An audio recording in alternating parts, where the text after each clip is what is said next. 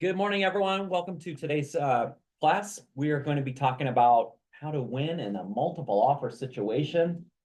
We are definitely, already seeing this. I talked to someone last night who had a property, no lie, it was on for like a year and a half. No, Took it off. They did Market Ready Plus. They redid other things, put it back on, didn't sell, took it off again, and brought it back. And then they got multiple offers. And this is over 2 million. nice. And it's Happy just seller. crazy. So we're hearing a lot of these stories where, if you look at the levels of inventory right now, they are pretty low. It's, it'll be interesting when the new numbers come out for January, because we won't get those until February. About this, 5th to the 8th is usually kind of the range when we see those numbers roll in. But it's really interesting that, exactly like Lennox was saying last year, like, okay, everyone, it's setting up, get ready, like, watch what's gonna happen in January, right? Towards that, towards the end of January, it's already gonna be competitive. So be prepared. And he's spot on. Yep. Northwest MLS has a new tool that you can utilize, and it's called the pending. Let me share my screen because I want to show you guys this. Share. Let me hide this real quick. Okay, from Northwest MLS, when you log in, go to stats and news. Hide my little guy over here. This is going to be really important for you guys to start using this. You're going to want to use this for everything, for buyers, for sellers, offers, for listings, investors, everything. Oops, I went too fast because. Yeah. Oh, the current statistics. You want to go to current statistics. And the very first one is called pending data reports. This is on-demand reports with actionable insights to interpret market trends faster than sold data. Sold data is the past tense of what happened, right? That's the only time we find out and know, oh, what did the home sell for? This is going to give you guys some crazy insight. So first things first, drop down is the property type, residential or condo. You choose. Next is county. You choose which county. And let's do King.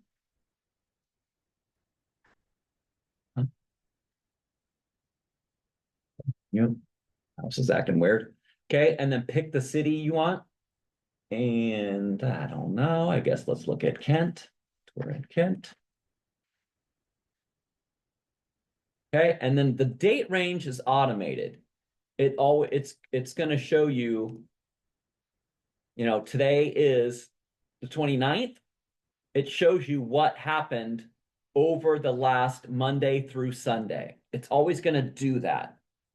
Why that's kind of important is because properties get shown on the weekend, right? Sometimes offers are written on the weekend and secured, and deals are secured on there. But most of the time, when do they usually happen? Mondays and Tuesdays. You usually see that's when kind of things start to kind of come together. So that's why it covers from Monday through the Sunday from the previous week.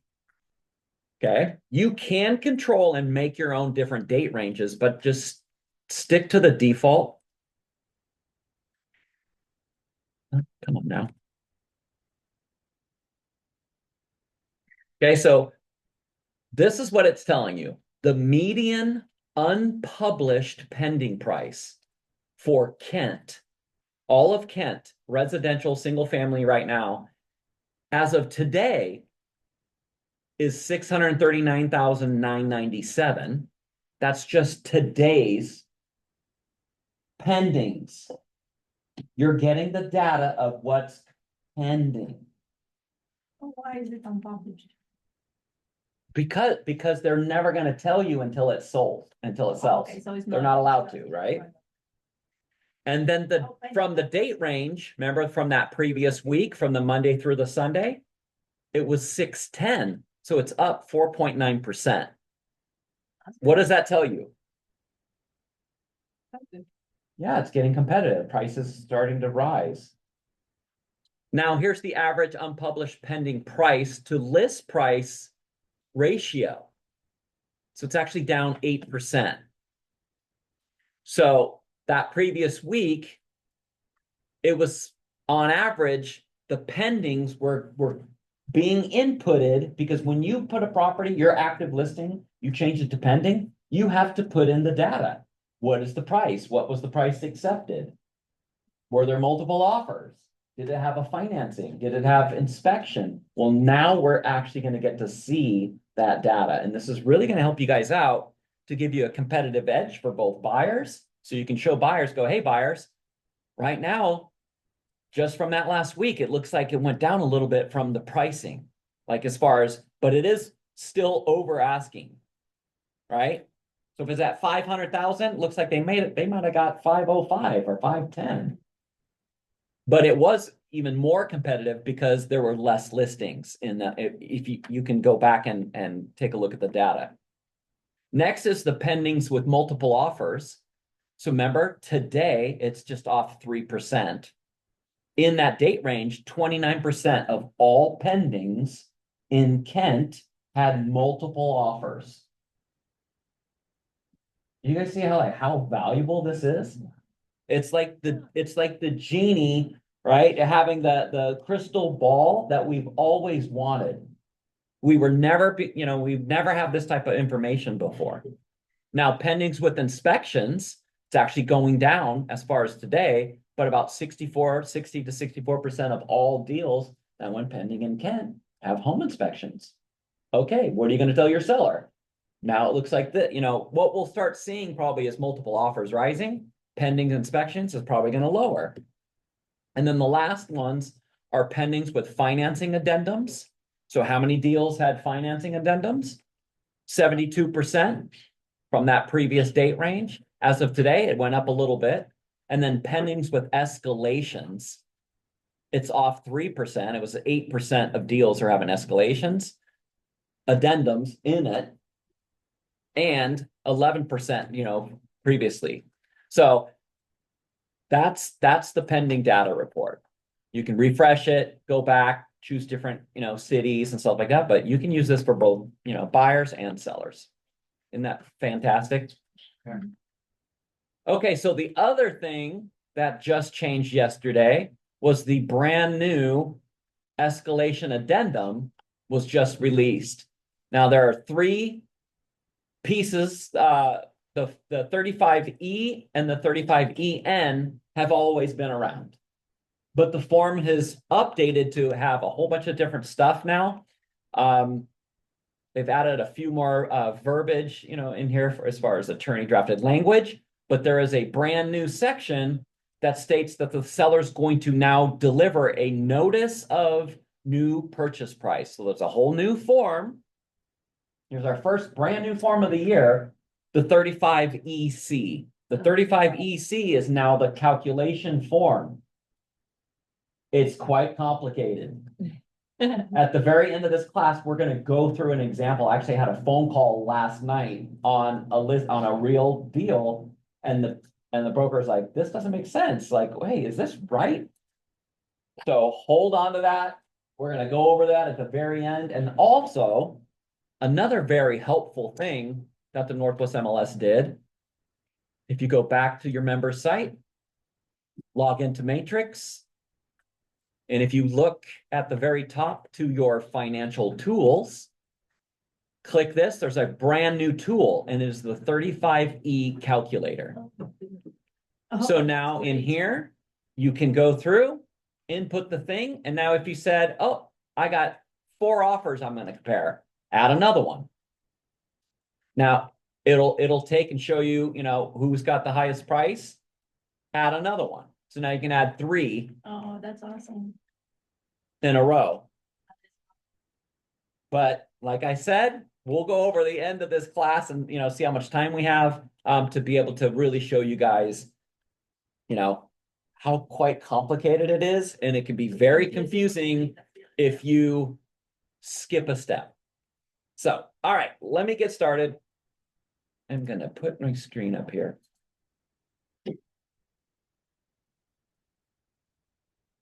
Feel free to take notes. And I hope you guys have number 2 pencils. Because you're gonna need them.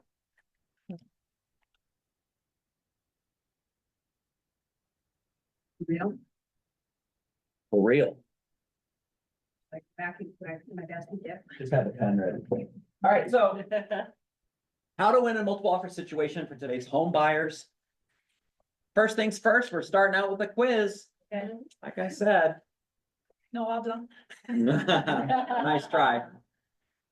What key element is the seller looking for? Certainty. They're looking for the most money that they can get for their.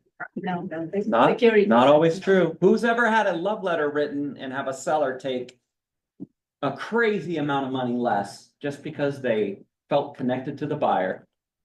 Yeah, I have too. I've had someone take 50 grand less over a garden. Someone wrote about their garden. They're gonna take care of it, keep it up and continue its history, you know, or talking about the history of the gardens and it's not always money. But they wanna know that they're gonna close, the certainty that. Ramona hit it. It's certainty, certainty. Oh. Certainty is a firm conviction that something is the case. It will happen. They will close. It's, you know, how many deals have you heard about are nightmares where people have literally packed up everything, moved away, and they're like, yep, we've signed, we've left, and all of a sudden the deal dies. And they're like, what do you mean? We're Like- denial. Yeah, like we're in a different state now. Now we can't close on our new home. What do you mean they didn't close? Like, Been a part of few. yeah, they happen. Not pretty. Literally dealt with a situation in here just this week where our listing broker listed a property and they got it under contract in 2 days. All of a sudden, that listing broker listed another property in the same neighborhood, like a few streets away. Same buyers came, made an offer on that one. And then they walked away from the first deal. Left, gave their earnest money. And then what do you think that seller, how do you think that seller felt? Like they just saw you list another property in the same neighborhood? And like, But what do you do? yeah, but what does the seller think? People want certainty. You will always need to make sure whatever you are writing or conveying in your messaging, in your offer, is that you will fulfill that certainty to the seller. All right, the yearly housing cycle. Oops, back. That thing went too quick. Obviously, we are in the new year kickoff in January. It always starts out this way, right? This is where we're at. Listings are gonna start, you know, increasing. The spring market is where we see the highest and most price appreciation every year. That's where it happens. But when do sellers actually finally like, okay, I'm ready to start listing now? When do they typically do that? The majority of people. Late spring. Yeah, it's the summer, like right in here. That's the like peak timing of listings. But what happens? Buyers take time off. They're doing vacations, there's weddings, there's everything, right? I mean, that's what happens. But then that's when the selection increases. But the best time to buy a home is when the timing is right for the buyers. Okay, how do you even know you're gonna be dealing in a multiple offer situation? How do you know? There's some, Seller, definitely, there's listing definitely signals that, you know, that we can see. the listing agent. is- What's one I just showed you? Low inventory could be one of them. Huh? Low inventory is our area. Yeah. No, the cycle. The cycle, yeah. The pending. The brand new pending thing I just showed you guys, you can use that to your advantage and keep an eye on things. For the buyers, right, or where they're looking, you'll be able to now kind of get a really good idea for just that. What about in the listing itself? How about seller will review offers on offer review date? That means they think they're gonna have multiple offers. Yeah. Sometimes that's wishful thinking. Sometimes it is. But you can, a seller always has a right to add that. You can always change it in the event you starting getting tons of showings and people are trying to, like, hey, we want to write an offer. That's when you pick up the phone, talk to the seller and say, oh, I think we might want to add an offer review date. So you can totally do that. Just because you didn't start the listing with one doesn't mean you can't always do that. And it is a good idea.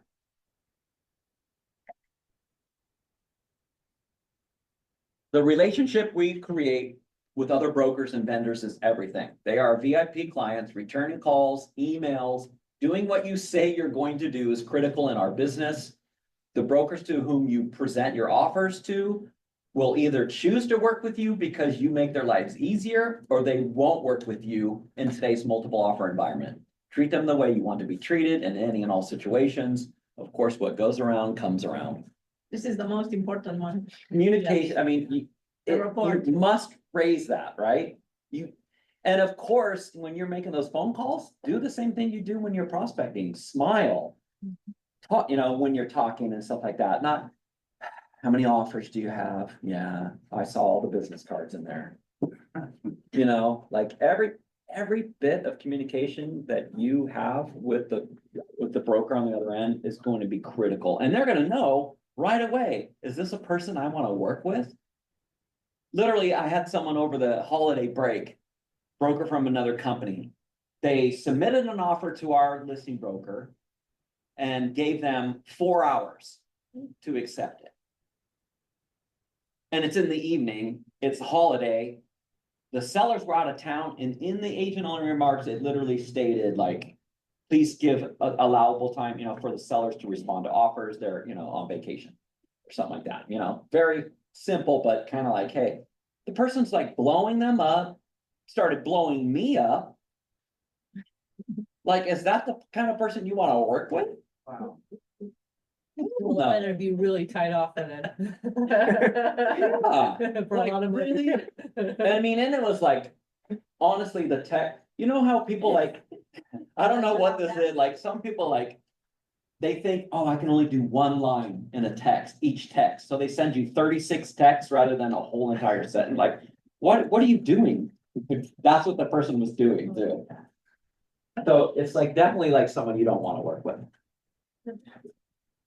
Okay, properly educate your buyers for today's seller's market. Buyers must know many homes sold today are in a multiple offer scenario and were sold above list price, as they may never get a chance to counteroffer. Present current market statistics to reflect how quickly our market has changed, and properly educate your buyers to the current market. The goal is to manage their expectations and prepare them to come in as strong as possible. What tools and technology can you use for this? Trend graphics, This new. absolutely.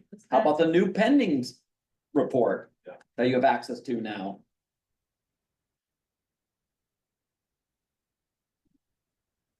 What about John Scott Market Insights? Housing updates. Housing updates are great. That's a consistent way to automatically deliver to a client through your JLS Engage. Put them into the campaigns for that specific market, wherever they're at. And they will automatically keep getting this. This works for buyers too. It's not just for sellers. Market insights to just the community, right? You could even drill down to one condo building. I just closed on a sale and literally closed like on Friday. And the client's like, oh, Eric, can you turn off the notifications for Property Tracker? Like, yeah, sure, I'll go do that.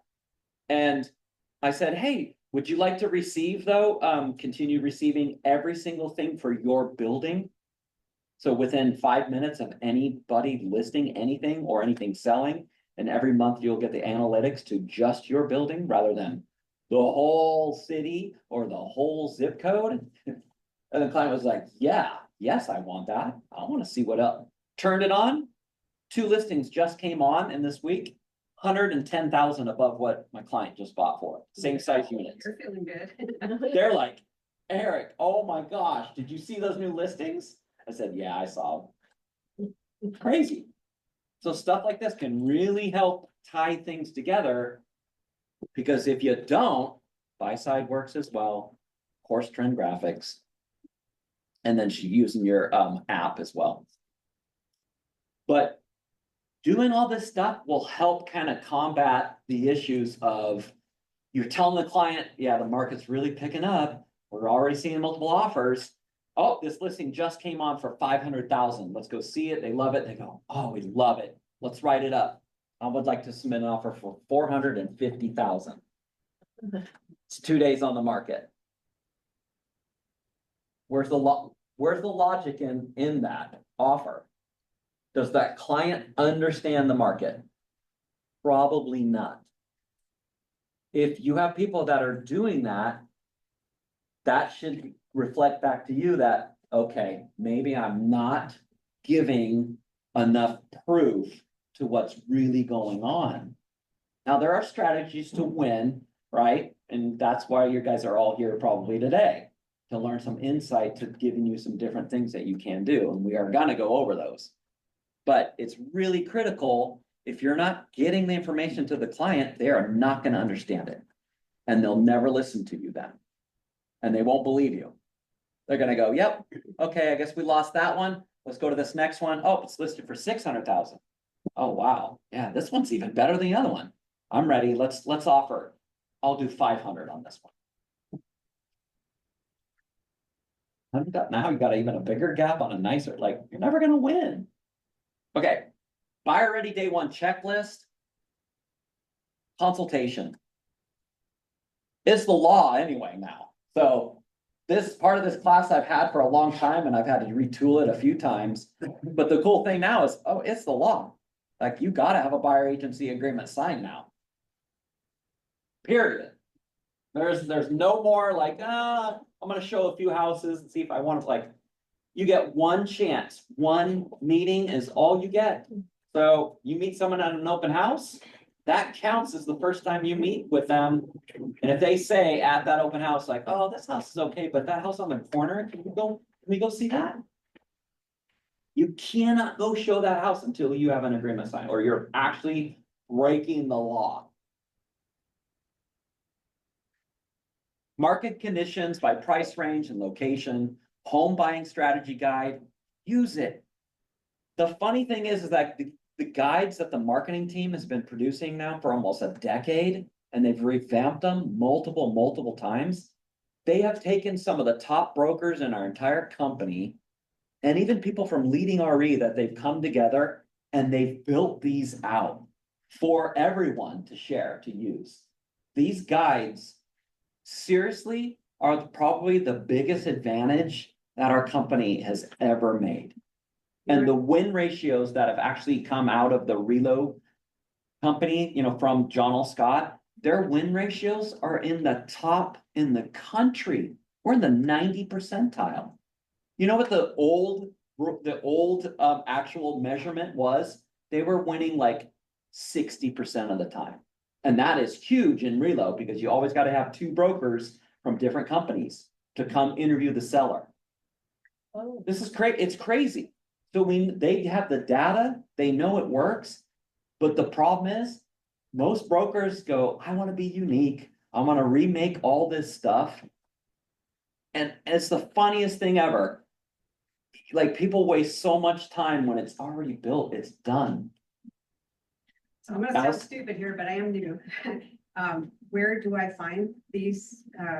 The guides, so those are the ones like, you should have got your black box with both guides.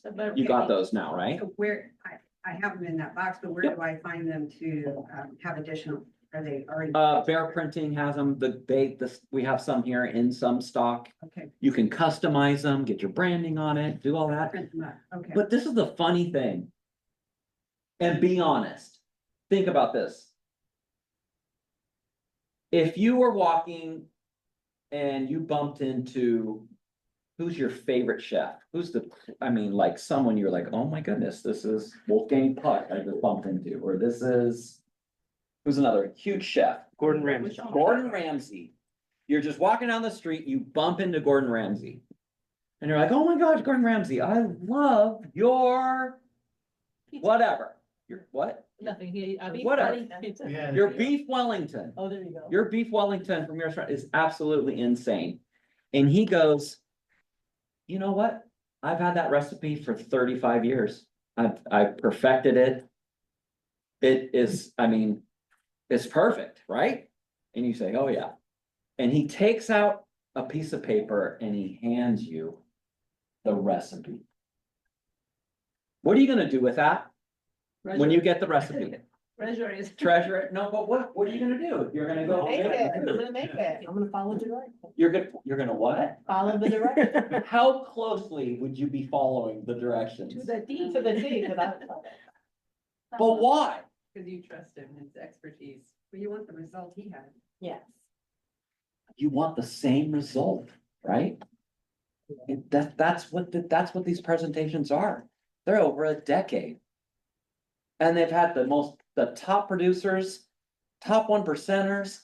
They've had the reload team come in and one person won every single one. And then Amazon was like, what the heck is going on? All I see is John L. Scott people getting all of our employees. And the reload director was like, what are you guys doing? Like, this is crazy. And so they interviewed and met with them and they literally became, John L. Scott Reload became the preferred vendor for Amazon. So that's how they won these contracts. So you really believe in using those tools, because with the new changes, everybody's like, oh, I need to create my. I gotta own, create need my own. You know how many calls McKenna gets? Like, I gotta make my whole presentation, we waste so much time trying to be the Well, it's a little bit of. a- unique, and I get it. You need to have, they need to have the picture and the Mhm. dog and the I whatever. know, I get it. Dog. I get it, but there's so much time wasted in it.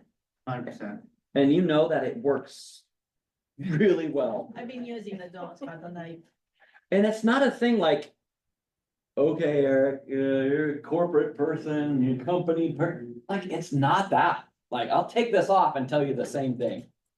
It's true. It's just that we just get stuck in this thing, like, I gotta be unique. I wanna stand out and stuff. But see, clients don't see that. What they see is they wanna see the professional, they want the results, and they want what? What's the key word? Certainty. They want certainty that you're gonna do exactly what you say you're gonna do. That's how you get hired. Now, Larry Kendall teaches, in his buyer, section that buyers want clarity and confidence. And if they don't have clarity in any area, like pricing or multiple offers, where they don't have confidence, in what you're doing, they're not going to buy. Yeah. So please. Just use the guide. Just take it. It will just blow. If you get that just down, they teach it. You can get clock hours now for it online, right? Just anytime you want. We'll be doing that class again, because we did the buyer's guide one. The Solid ones, actually they are updating a couple of things for the videos for that, but you'll get clock hours for it. And then there's the talking notes. The whole thing isn't just, I don't have to be a robot and say the exact script that they do. They're not trying to do that. They want you to personalize it.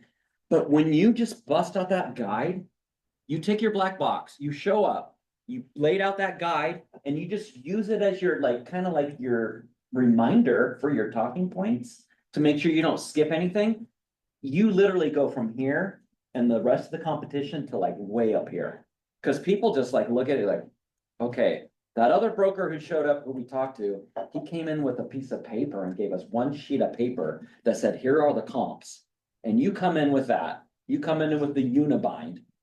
And you come in with your Cloud CMA, fully dialed in, and hand them that, they're just gonna be like, where do I sign? It's everything in the difference maker. JLS housing updates will help with that, market insights, and of course, instant response market. All right, time for a quiz again. You guys ready for this one? What is the one key element to all multiple offers?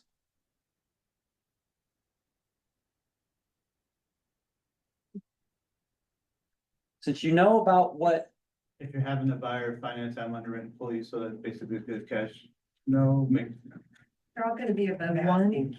aren't they? No, no, price, contingency, Price, contracts.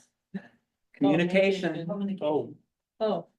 You guys have the supercomputer in your pockets at all times. There's more technology in this than there was getting the man on the moon. You guys know that? Yes, And the size of the room of the computers was bigger than this. But it's a phone. You've gotta get voice to voice with the listing brokers. You have to. Call a listing broker to inquire about any special seller needs. For example, hey, do you guys have a preferred closing date or any excluded items? Ask about listing broker needs. What, you know, what can help you out? Is there lender or escrow company that they prefer that you are also comfortable working with? There's a broker that I've worked with for quite a few years, and she literally will call the listing broker and say, yeah, who's your preferred lender? When she knows she's got multiple offers, she said, if it's okay, I'd like my buyer to get pre-approved with them. They're fully underwritten right now with this company. They're ready to go, but they're willing to check in, you know, with your pre-approved with your lender. my God, that's huge. Yeah, that's smart. Have you ever That is heard of that huge. before? That is huge. Wow. And the person's like, yeah, that would be awesome. And what are your seller needs? What can really help the seller out? Well, you know what? I know everyone's calling me right now and they're just asking about the price and just, you know, who's the highest and stuff. My seller's like, they've got to move into a senior home. And she can't get the time to, you know, to be able to move out right away. She has to pay for all this stuff up front, so she could really use like a delayed, you know, possession or something. Like I don't even know what to do, you know, so it's stuff like that, like the communication. Like get into finding out what are the needs. My first question is, what's important to you Yeah, and your client? Tell Yeah. me what you need, so I can make it happen. That's pretty much what I say verbatim. oh, totally. So then they open up and, you know, they tell you so much. Another thing, pay attention to what's uploaded in the supplements. Supplements in the listing, documents into transaction desk. A lot of listing brokers, experienced ones, will give you a offer instructions sheet or something of that nature to basically telling you, here's the kind of stuff we need to see. Well, you know, and one person says, oh, I want to see 22 EF in every offer you write. Evidence of funds addendum. Oh, you're going FHA, but my buyer's not cash. Does that matter? For 22 EF? No, doesn't matter. If you're giving proof of what they're putting down payment, that's everything. Sellers and listing agents are not only looking for the highest priced offer, but also the one that minimizes their risk and gets them to a smooth closing. It is not always about the highest offer that gets accepted, and of course, be nice. Kill them with kindness. If you lose, what's the first thing you should probably ask? Could we have done differently? If it doesn't come through, can you let me know first? But Can I submit the backup offer? There it is. goes We would back, like to submit a backup offer. Would your sellers be willing to sign off on a backup offer? Get into backup. How many times do people, we just did a class yesterday, how many times do you hear oh, my buyer's got cold feet? I'm telling you, we're gonna have to like sell socks, you know, with our, you know, contracts. Take these socks home, you plug them in and it'll keep your feet warm. Promise, you will not get cold feet.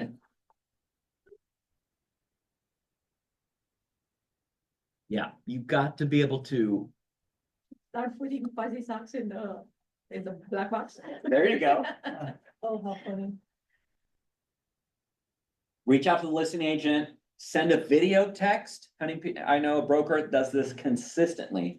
Hey, how's it going? This is Eric Scholl with John L. Scott. I just wanted to put a face to the name, let you know that, hey, we're submitting an offer. You know what, I really look forward to, you know, hopefully working with you and please, you know, you can totally do that from your phone, quite easy. Some people use BombBomb. Whatever, you could do either one. Android and iPhone, you can do that. Making the deal stronger in Form 21. Obviously, the expiration date is always gonna kind of come into play. Only way you're gonna know when the best time to leave for an expiration date is communication. Again, like, when can you meet with the seller? If you can't, if you know they're not gonna be able to meet tomorrow, don't put a date of tonight. Or don't be like that broker giving 4 hours when there's instruction that says on a holiday weekend. Like, give you, 4 hours to accept our offer.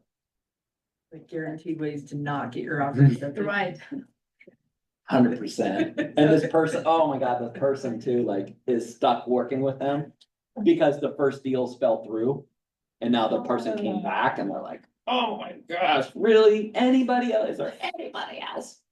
Yeah, So if you know it's a multiple offer situation. As a listing broker, wouldn't you wanna shop that offer? So you would tell them like, oh yeah, no, I can't meet with the sellers till tomorrow. Just so you can go and shop the offer around. So how do you navigate that? Like how? well, obviously work with your client. You have a duty, you have a statutory duty to your principal, to your seller. Communicate with them, obviously come up with strategies. But at the same time, you gotta be fair and ethical and over communicate. If you don't, then people just like, oh, this person's a jerk, blah, blah, blah. Like, you're gonna run into that if you don't do it. Yeah, honesty, don't puff. Definitely don't puff. That's where you're like telling, oh yeah, we got, 2 offers are coming in, they're coming in any moment. And crickets, you go online and no one showed it but the one person. Like. Give me, and they've had no open houses. Give me a break. You definitely don't wanna do it, cause that can bite you in the butt too. Purchase price is always gonna come into play. What's the price? What's the price? Can you, as a listing broker, can you tell what the prices are on the contracts? Yes or no? Depends on what your client says you can tell them. Huh? It depends on what your client tells you you can disclose in the negotiations. Right. Amanda's 100% right. You are not allowed to say anything about those offers. Nothing. Unless your client instructs you to. But now let's flip things. You're all buyer brokers. Can you ask the listing broker that? Yes. Yeah. Should you ask them? Maybe that's Yes. the proper way to say And it. there are ways. 100%. There are ways to ask without asking directly. I like to ask like, is it more than 5% over? And then it's like, because Right, then they're doing the math. And then instead of saying, I can't really talk about that, sometimes they'll tell you. Absolutely ask. If you don't ask, you don't get. Right? We were just talking about that before class. Earnest money amounts. It's always gonna come into play. What's the right amount? We're still typically seeing the 1%. Old school rule of thumb is still kind of playing out. But when you're into multiple offer thing, now it could be in the 1 to 3%. or more. More. The highest amount of earnest money I've ever seen in my career was how much? How much you think it was? 50%? Nope. No? You can put anything down you They put want. the asking price, or the offer price. 100% earnest money, Wow. non-refundable, But closing in 10 days. And it was like 900 and something thousand, just under $1 million. wow.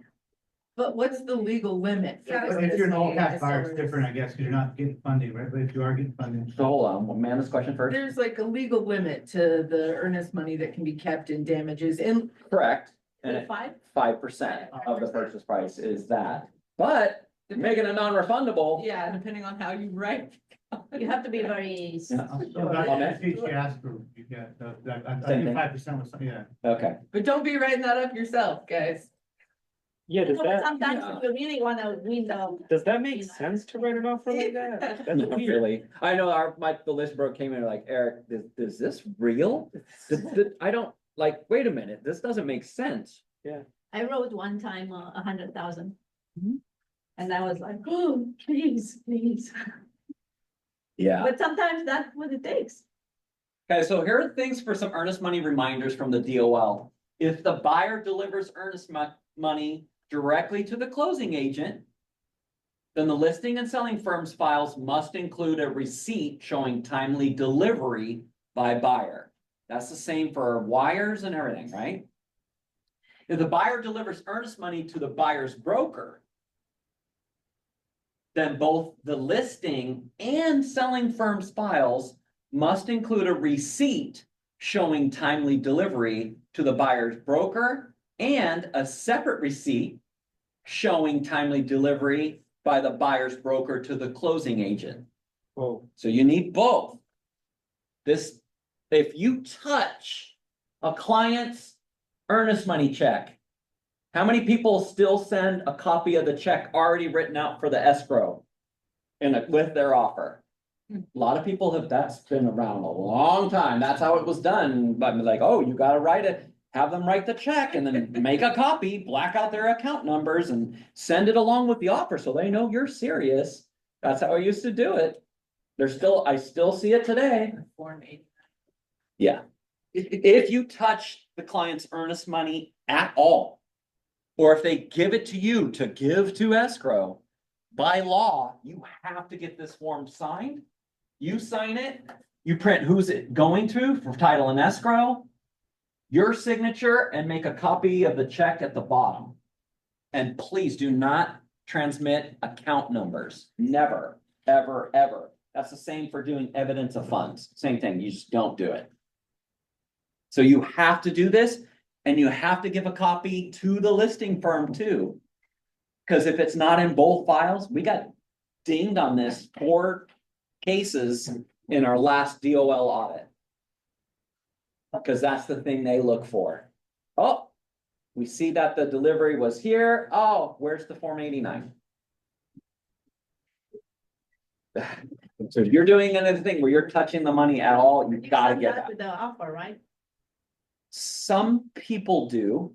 you don't, I would do it. Yeah, some people do, but mainly it's for each firm. It doesn't have to go on the addenda line with your offer, nothing like that. Alex? this only needs to be signed by, let's You. say, the buyer's agent, and that's it. Yeah. Right? Yep. But you gotta get copies to both firms. And you still need the deposit from escrow receipt, so you need both the receipts. Right. And both files. And then if the buyer fails to timely deliver earnest money, the listing and selling firm's files must contain proof. Oh, this is the one that gets us too. That the listing and the selling broker put the seller on notice that the buyer failed to timely deliver earnest money. This is the one that we got bid on even more. Oh, earnest money wire was received the following day from the deadline. It went out from the bank on the same day it was supposed to be received. And then the actual deposit didn't happen because the cutoff times and of, sending out and receiving. So if that happens, you have to write an email or do it on a Word doc, with John Scott letterhead, whatever, and just state that, buyer's earnest money wire went out on this date, but it was received to escrow on this date. And then we gotta have them in both firms' files. We got dinged on this one more than we did on the Form 89. From So our even last if they- audit. If they issue a receipt when you deposit the check, so the escrow will give you a receipt, right, that you got. Yeah. So that's not good enough anymore. It has to be that the money is in the escrow account. You're talking about specifically a wire. Right. The bank gives you a receipt when you wire, right? Right. And then escrow will give a receipt, but only when they receive the wire. Oh, okay, that you're right, I'm talking about. Does this also have to, so it goes in GLS transaction file for our firm, do we have to then send it also to the other firm? This is the thing, listing brokers. If you don't pay attention and see and make sure that that earnest money is to escrow by the deadline that is written on the contract, you're not upholding your duties to your principal, to the seller. That's the issue, because what right does the seller have if that earnest money is not deposited by the deadline? Terminate. Say it louder. They can terminate. Seller has a right to terminate.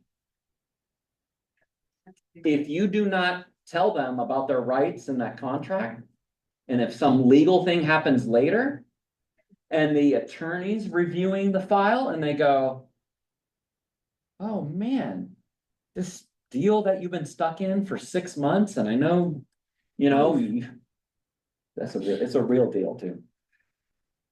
You've been stuck in this deal for 6 months and, did your listing broker tell you in the first, 2 days that they never deposited the earnest money, that it was late? Cause you had a right to kick them to the curb back then. What do you think is gonna happen? Closure. They're gonna be really upset with you, cause you didn't tell them. We literally had, just in December, we had someone with multiple offers. One offer came in super late and they were like, oh, I saw the email, but we already got mutual signed around deal. Then when the broker opened the email, they're like, oh my gosh, they're gonna pay us 80 grand more? What? Call the seller like, we just got another deal. And guess what? They ended up getting that the third deal that was way more money. And no contingencies, like quick close, everything the seller wanted and more. And how that we got the deal is because the buyer that they got under contract with, earnest money was late. They terminated on them. How about if you communicate with the listing agent, why it's late and, It's a lot. Okay, so even if you communicate, this is the DOL law, this is it. If it's not delivered on the time you guys write in, and please do not put 1 day. Do not put 1 day. A lot of people do it and they're like, oh, we're strong, we're gonna get it in there. And if they're doing wires, it's possible, but barely possible. Be there. the Yeah. next You morning. better be there the next damn morning when the bank opens and be the first one in line and like get the wire, set and like, yeah, it's gonna go. Out. Many banks won't even let you come in and do a wire transfer Yeah. right away. You have to schedule it in advance. I know this because my Yeah. wife works at a bank. Yeah. Bank of So America. things to keep in especially. mind, and like sometimes, like listing brokers, some of them don't even know that and understand that. So you better be prepared and communicate with them and say, hey. I put 3 days on this, we're gonna do it the next day. That we soon as possible, but there's cutoff times and we're doing a wire and I don't want it to be late and I don't want our buyer getting kicked to the curb by your seller. Yeah. So it's all about that, not about us, having certainty, because we're gonna close. All right. Non-refundable earnest money. This one we still have, it's still coming up. This is actually in our office clauses in our transaction desk. This exact language. It's better than the ones that I've been seeing in the past week. Literally, this week I've seen. Did I have 3? 3 different contracts with non-refundable earnest money language that was the worst. Just like when they first started doing this. Literally it said, buyer releases all earnest money to seller and is non-refundable. Okay, what? I told our broker, I'm like, well, go ahead and sign off on it. Cause they were like, cause it's our seller. I'm like, there's no protection to the buyer at all. Nothing. Doesn't say anything about what if the seller fails? What if the seller doesn't come close? What if, Clouds on the title. yeah, what if there's clouds on the title and they can't clear it? What if the buyer doesn't qualify? That's on them. So this is the only verbiage we should be using for non-refundable earnest money? Yeah, there's some clear things that always have to take place. One, that it's gonna be released when, because escrow's tired of, well, you guys didn't say when. Like, okay. Other thing is that we always see is that the earnest money being applicable towards the sale. There's a case that happened where someone did this and the seller said, oh, thank you for the $100,000 to take your offer. And they're like, they got the closing and they put the $100,000 credit from the seller. Seller goes, no, that's not that's money they gave to me just to accept their offer. They had their attorney call them and did it, and they said, yeah, you're right. It doesn't say, where does it say this money's applicable towards the sale? There's no way. And the that- buyer. Yeah, they had, the escrow's like, it's a demand. I'm They not- have to follow through with like the demands, and so they were like, no way, that's not fair. Because they wrote their own clause Yeah. concerning the earnest money, so it was no longer Yep. treated as how it Yeah. should be in the contract. Yeah. But it sounds like a bribe. Yeah, that seller needs to be careful walking to his car. Yeah. We're fighting. Yeah. Yeah, Other thing is if the transaction fails to close for any reason other than default or breach of this agreement by the seller, said non-refundable deposit shall remain the property of the seller. Gotta get into heads of buyers that if you agree to this kind of stuff, kiss your money goodbye. How do you get money back? How do you get money back out of a seller's wallet? It's not gonna happen. no, I got a phone call, I don't know, about 2 years ago, and this buyer was like, hey, someone referred me to you, said you might be able to help me. I did this purchase and stuff, and I'm just like, okay, I'm like, okay, and he's explaining, and yeah, I gave up my earnest money, like $50,000, non-refundable. And then the seller, the house had a roof leak and they couldn't, we couldn't close because it happened right before closing. And then, we asked the seller, well, we're gonna have to extend, obviously, because I can't close, it's got a leak, you gotta fix it. Where do you think the story's going? Didn't close and the seller kept the money. Yep. Didn't close, seller kept the money and actually got bids, fixed up the house and then remodeled the house and moved back in. And they're like, thanks for the money. You just paid for my remodel.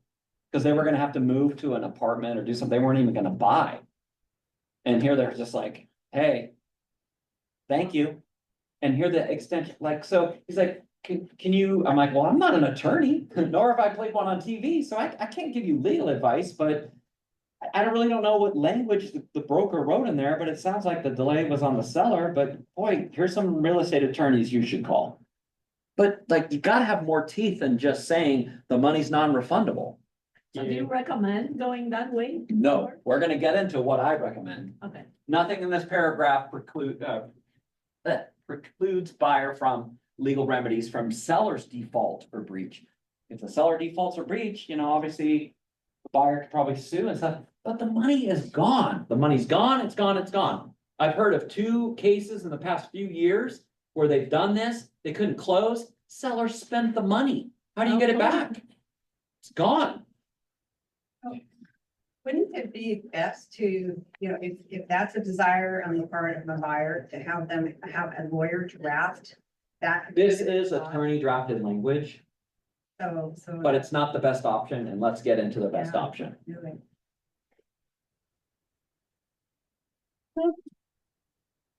Or the JLS NRF non-refundable fee addendum. This is in the John L. Scott Library. It's in both transaction desk. In the John L. Scott Library for express forms, it's gonna be in company forms tab, so you can open it up, look at it. There's ones for all the affiliates, and then there's just John L. Scott Real Estate. It's just the John L. Scott Real Estate one. Go to that one. But the NRF is a non-refundable fee addendum. Andy, our longtime attorney, before Aaron, this is one of the best things he did for our company. He came up with this form. Annie Fitzsimmons said, this is genius. This is the best thing she's seen since sliced bread. And it's a much better option than at least of what language people are putting into Form 34s. So the one caveat about this form, though, is into how to understand it, is that it is not earnest money at all. That was my question. Okay, so that's. It is separate money. And you're gonna have a little bit of a conversation you'll have to have with the listing broker to fully understand what this is. So on the front page of the Form 21, let's just give you an example that the seller has a total of $25,000 that they can use for earnest money and a non-refundable fee, the total. So on the front page for earnest money, they can still be protected with all the same contingencies in the contract that are available for earnest money. So let's say $10,000 is going to remain earnest money. So you would write $10,000 on the front page. Okay? On the non-refundable fee, put 15,000. Okay, so there's the total of $25,000 that's gonna get deposited. The money is totally separate. The buyer shall pay a non-refundable fee, and it's now being referenced as the fee to seller in the amount of within 2 days if not filled in. I would actually probably put that to match the same of 3 days. The fee shall be deposited with the closing agent and then released to the seller as soon as practical upon closing agent's receipt of immediately available funds. The fee shall be applied to the purchase price. So there's that it's being applicable towards the sale. Buyer understands and agrees that the fee is not earnest money and is non-refundable under any circumstances other than a default by seller. Seller default or the following, select all that apply. Seller's exercise of a right of termination in the agreement for a reason other than buyer's default. So if the seller's like, I can't sell, I got a tax, I just got hit with a tax freaking lien. I can't even sell it, I'm upside down now, well, you know. Or seller's inability to provide insurable title pursuant to general term E of the agreement, which is, you know, out on title, like we said. Seller default and the items selected above are each a refund event. Other than the occurrence of a refund event, there are no contingencies or conditions that will allow buyer to recover the fee. If this transaction fails to close for any other reason other than a refund event, the fee shall remain the property of seller. Buyer therefore understands and agrees that with respect to the amount of the fee set forth herein, there are no contingencies. This addendum does not affect buyer's rights, if any, to recover earnest money in connection with any contingencies in the agreement. It's very, very clear. This is a much, much better option. But like I said, you're gonna have to communicate, over communicate with everyone. We even had an escrow accidentally give the whole amount of money. They're like, wait a minute, the wire came in at 25 grand. I don't know, like, what? They didn't even get it. So there's gonna be some even escrows that are like, this is different. There's only one other company, I don't remember, it was Windermere that did it. But they basically kind of copied our stuff and said, oh, we gotta do something like this because like we're seeing these non-refundable earnest money things coming out left and right. And I've already seen 3 this week and all of them were terrible. This feels a little bit like, you know, he actually mentioned you use that term as a bribe incentive. Yeah, So, cool, because it's a lot. earnest I money know, is but it is always, feels like that, like, Yeah, I it know is. that I'll give you I a know, fee like, to go consider my effort. earnest money is always an incentive, though. It's just, this clarifies the language when, you know, buyers are trying to bend over backwards and really make it legally unclear what the consequences of non-refundable money are. This actually spells it out. Yeah, And- but and be allows you very to- careful too. I will say one thing before we keep moving. When you have like 10,000 in earnest money and 10,000 on the non-refundable fee. That like it matching the same number sometimes is where people just get more confused. So I usually try to tell the client like, okay, how much are you willing to fully risk? And they're like, well, I got 25 grand total earnest money. Like I'm willing to give up 5 grand. Okay, we'll do 20 on earnest money, 5 on that. So try to Oh, make sure make that the you know amounts it's might be comfortable, yeah. different. And it tends to be easier to explain. And what were you gonna? Well, just that this form allows for earnest, to give some money that is like non-refundable, but then there still is money that's, in the event of something other Yeah. than seller default, Yeah. if like The refund. Yeah, if the buyer just can't close at the last minute, Yeah. some of their money is still protected. The one I did hear of that a client like worked things out, but they were like freaking out because the appraisal came in way too low. And there was no other form to help kind of bridge the gap, which we'll get into that a little bit later. So they did end up like working it out, but then they were like, oh shoot, we're gonna lose that money. If we can't get it to work out, they ended up battling the appraisal, brought it up a little bit more, and then they brought in a little more cash and did Pretty close on tricky. that deal, but things can happen that come out of left field that you don't even think about. That's one of them. Right, though, because there's conditions. And ours being, Yeah, you know, yeah, but prestigious, still, yeah. yeah. But- All right. We are moving along. Closing date, right? What's the best? Whenever, right? You're gonna have to communicate to get that figured out. 5 days. Here's the good old or sooner. What does or sooner mean? Nothing. That's not good. Means not, Can't do that. contractually, nothing. How many times are we still seeing this? All the time. All the time. It's become a bad habit in our industry. Still do it. You still do it? Yeah, I Yeah. do too. I just- But do you just write it in? Or is it because of competing offers only? I had to write it in because, due to lender and buyer communication, Mhm. it pushed things way back. And so we thought it was gonna be 1/31/2025, or sooner. It was actually sooner. Oh. Okay, so let me tell you guys about a famous case. All right, that's me probably a few years ago. Yep, true story. Buyer and seller get mutual, it is I don't know, it's like about a 900 or just under $1 million price point. Around the Kirkland area, really small house. And they get agreement. And the brokers writes. Or sooner, right? Here's the closing date, we're gonna close. We're fully underwritten, approved. Earnest money was huge, down, it was a solid deal, right? No inspections, no feasibility, they already knew like the lot and everything, they were gonna probably tear the house down and rebuild. They wrote in or sooner, let's just pretend it was 1/31/2025, right? That's coming up. They get mutual. 2 days later, earnest money's in on the third day. Escrow gets a phone call.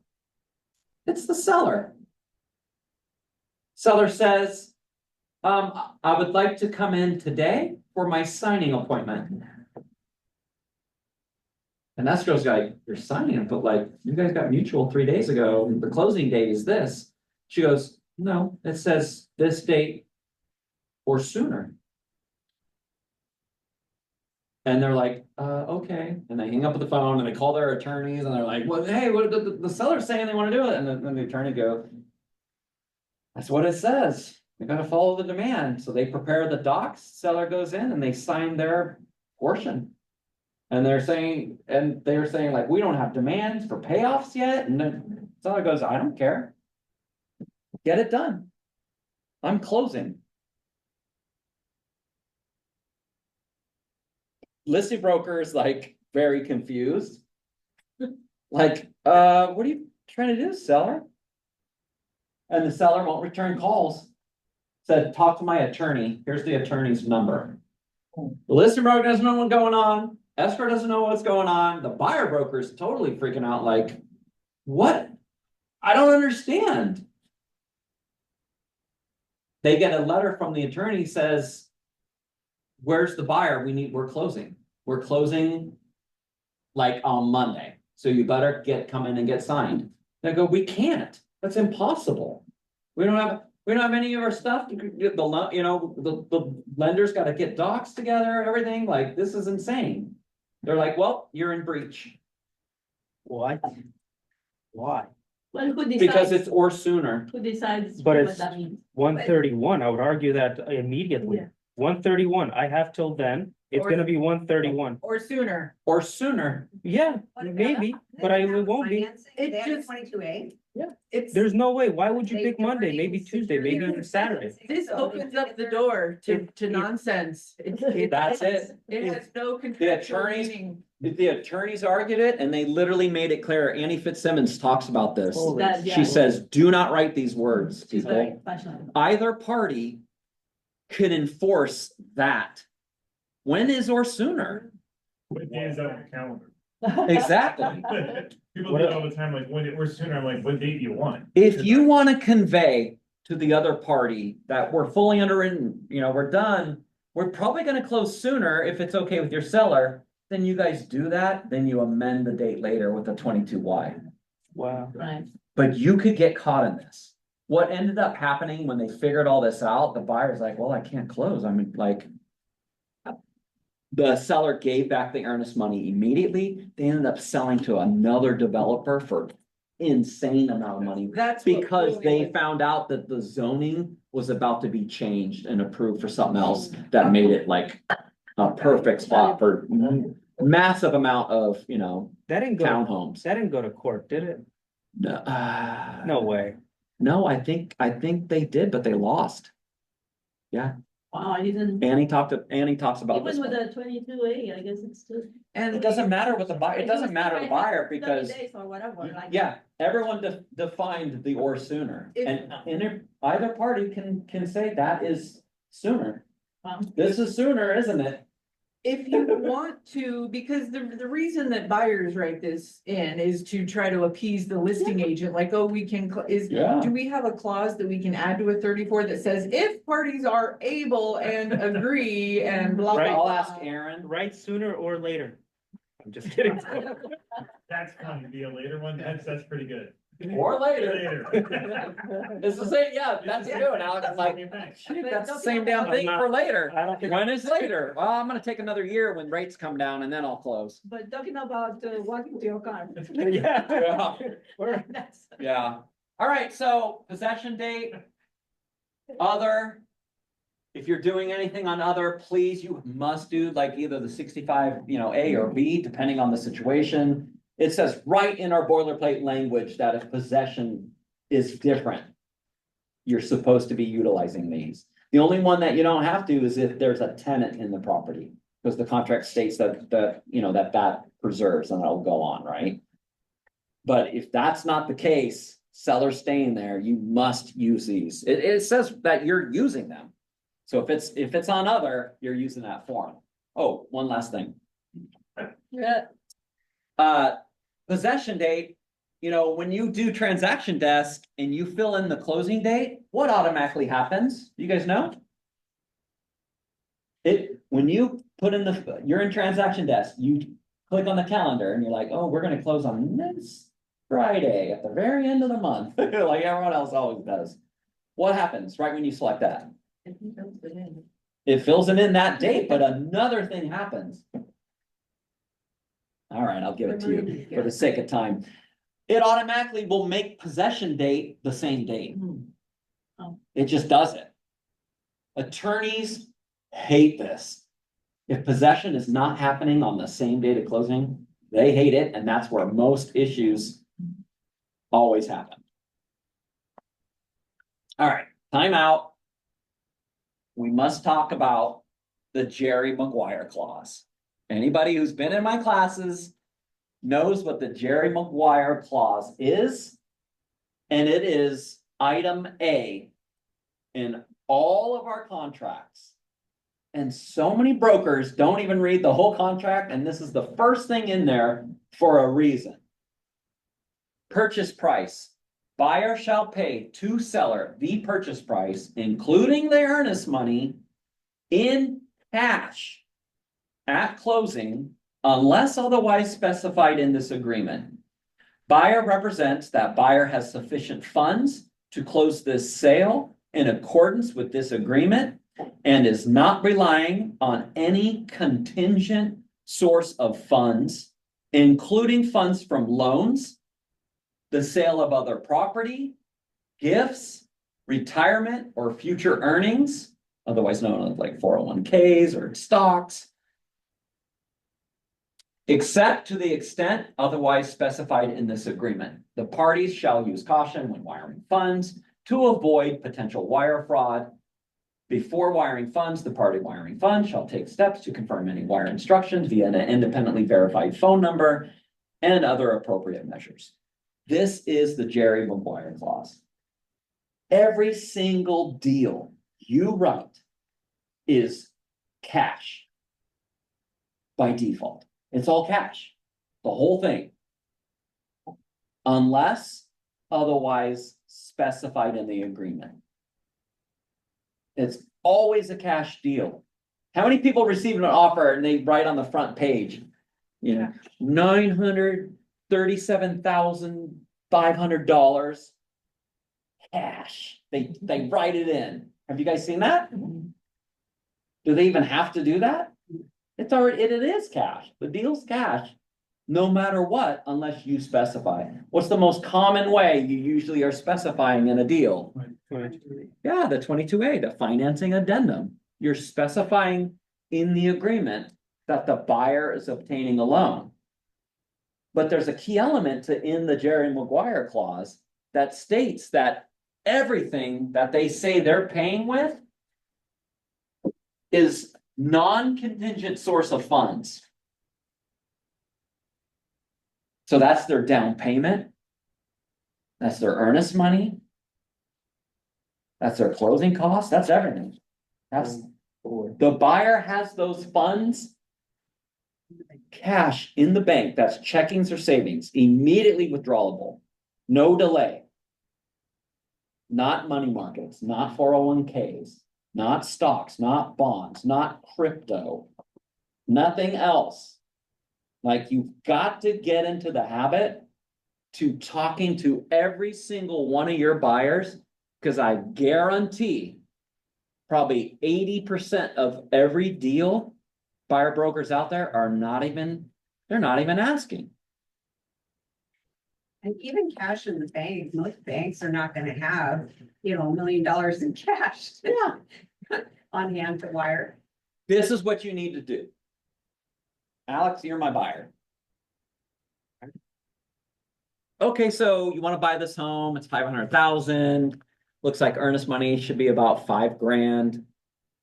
Is your down payment money, is it in checkings or in savings? In savings. It's in savings, great. Is it in checkings or in savings? I love this one, and you guys guarantee you're gonna get this. You get a phone call from an investor. Yeah, I'm buying all these houses. I'm doing some flips. I want to make an offer on this house. It's all cash. Okay, I'm ready to close. I can close in, 10 days.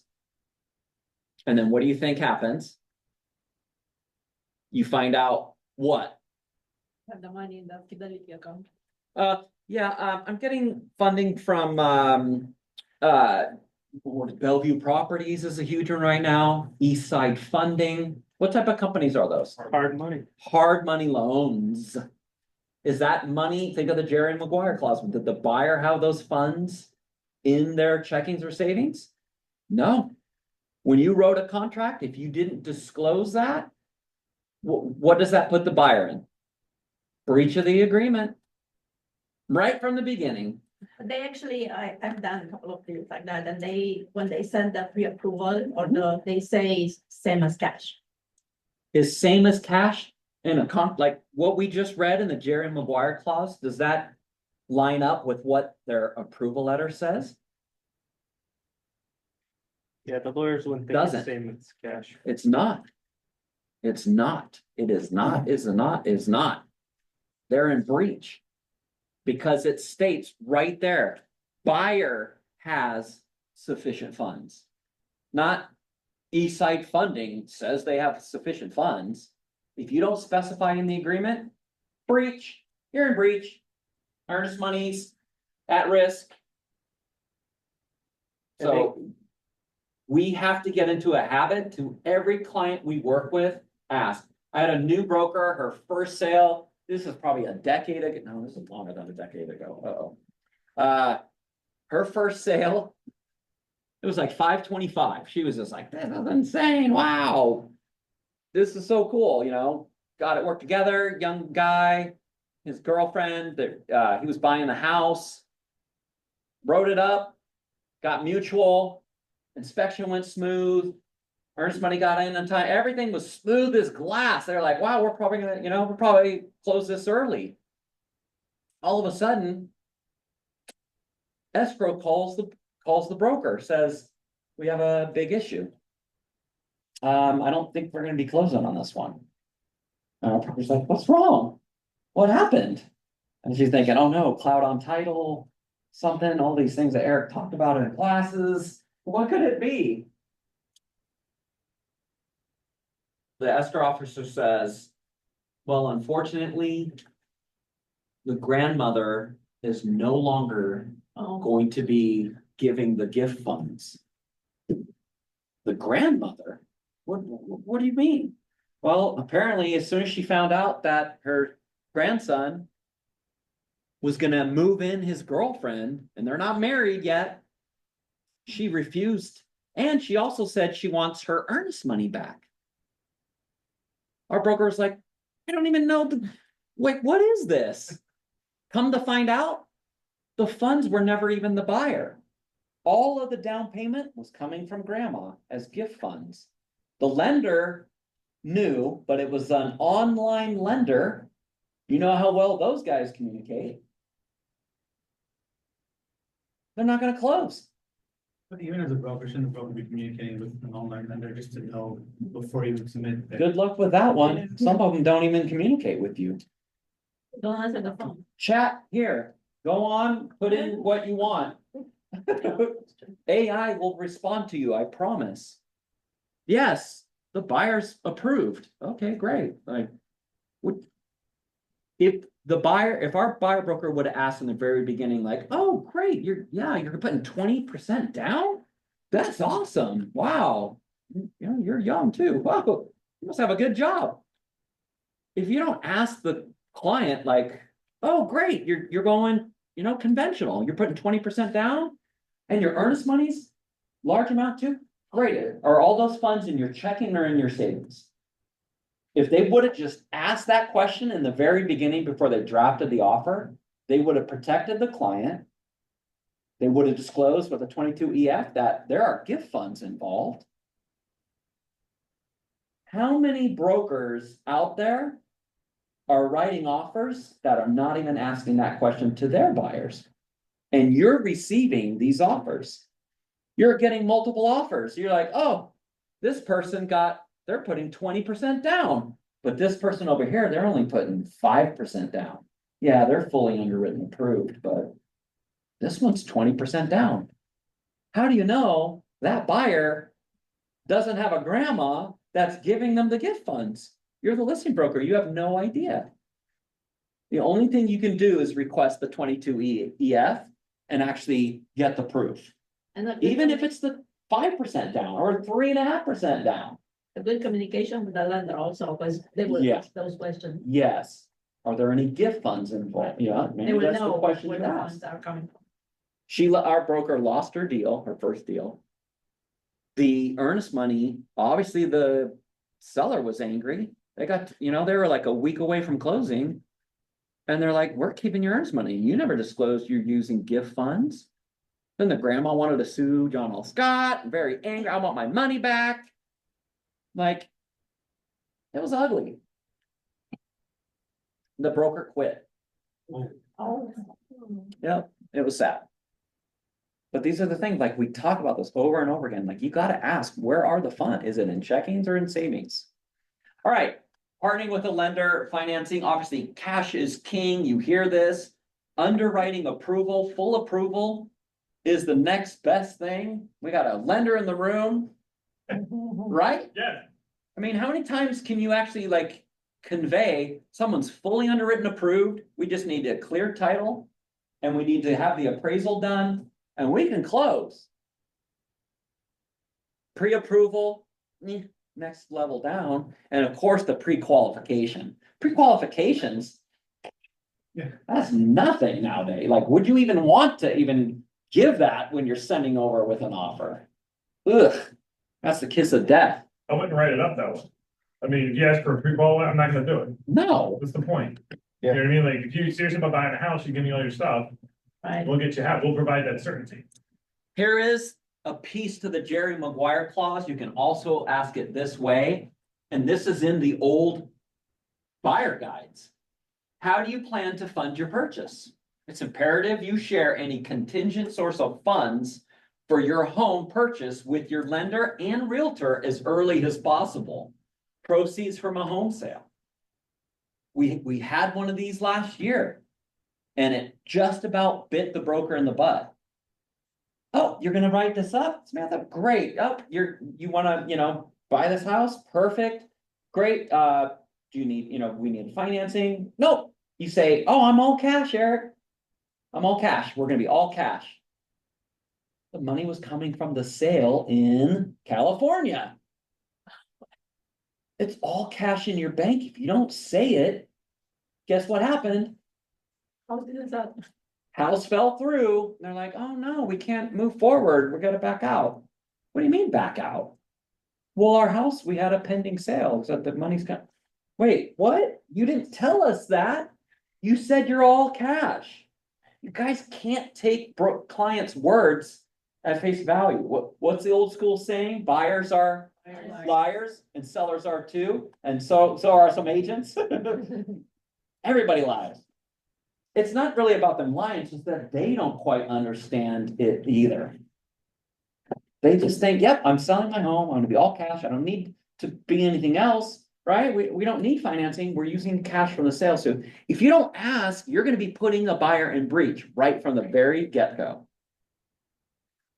Future earnings, stock, gift money, 401k, retirement funds, or crypto.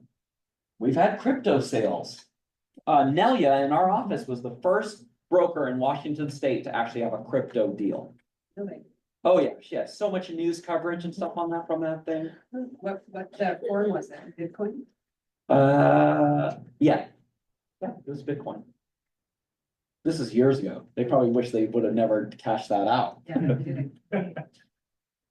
All right.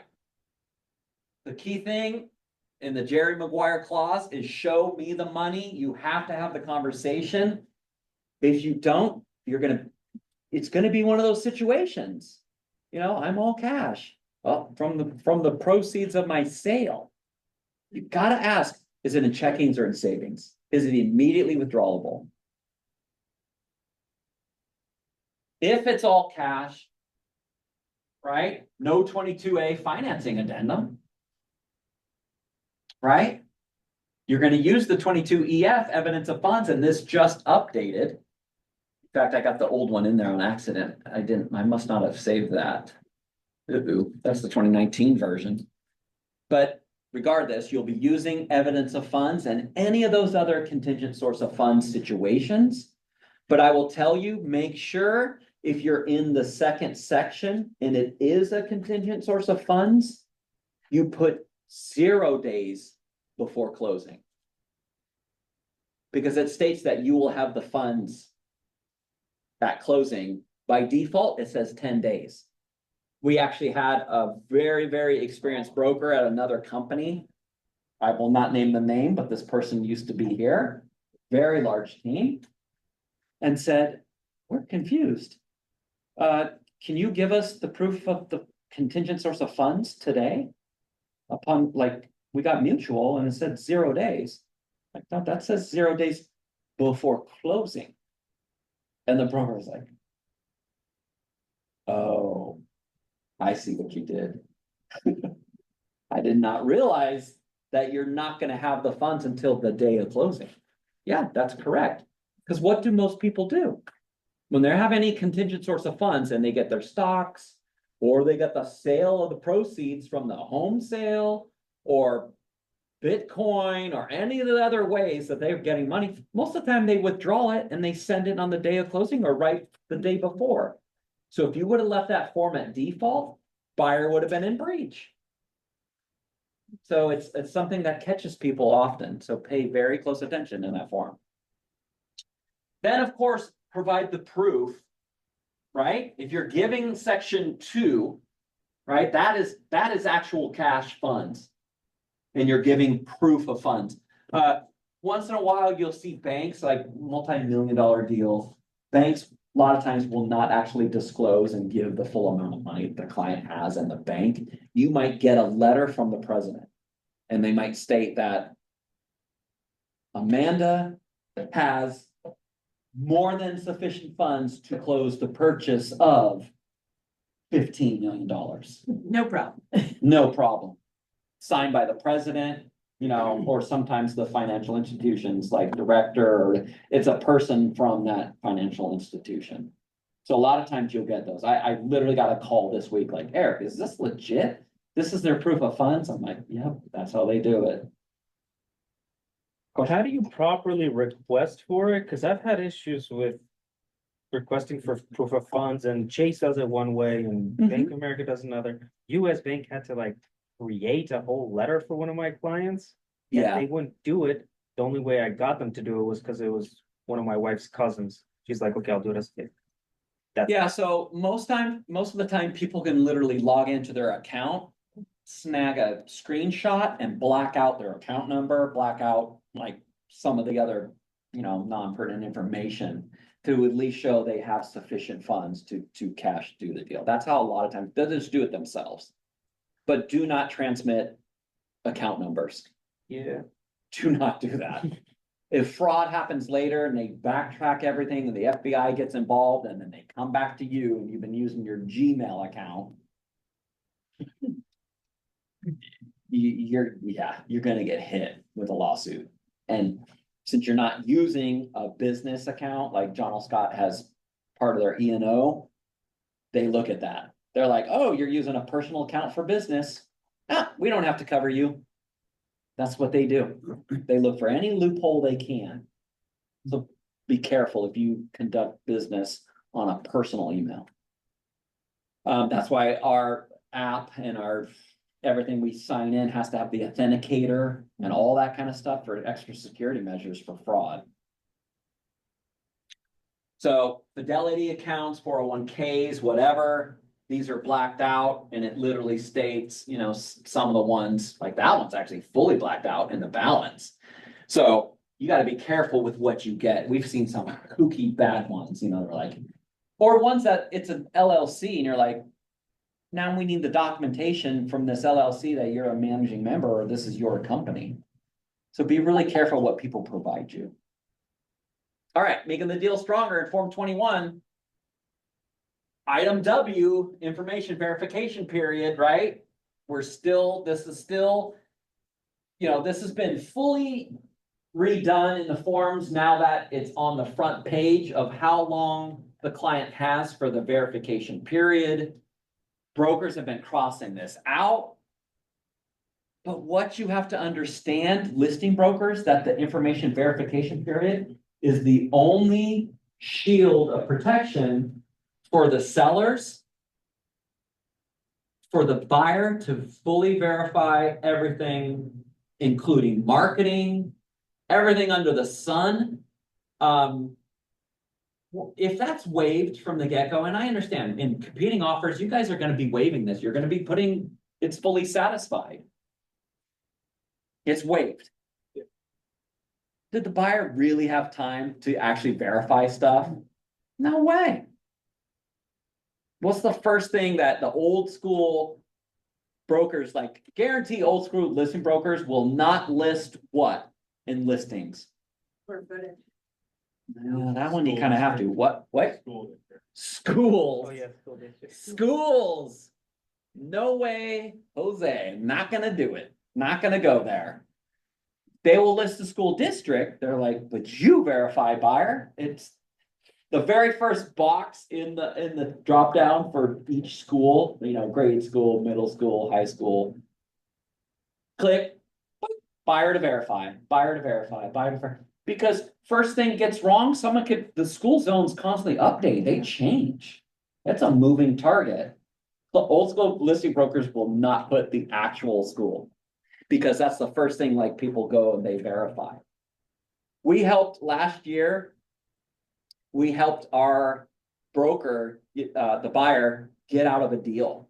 And here they waived inspection, waived Form 17, waived financing. Our only saving grace was they actually preserved the information verification period. And this one is gonna trip you out if you've never heard this one. So our buyer came to us and said, yep, my feet are extremely cold. I want out. I gotta get out of this deal. Please get me out. You know, how do we do this? And our buyer broker's like, yeah, there's probably no way. And so we got together, conference with the buyer and said, you know what, you know, we've looked through this. The only thing you have right now, and we got 1 day left, is the information verification period. Can we verify any inaccurate information whatsoever?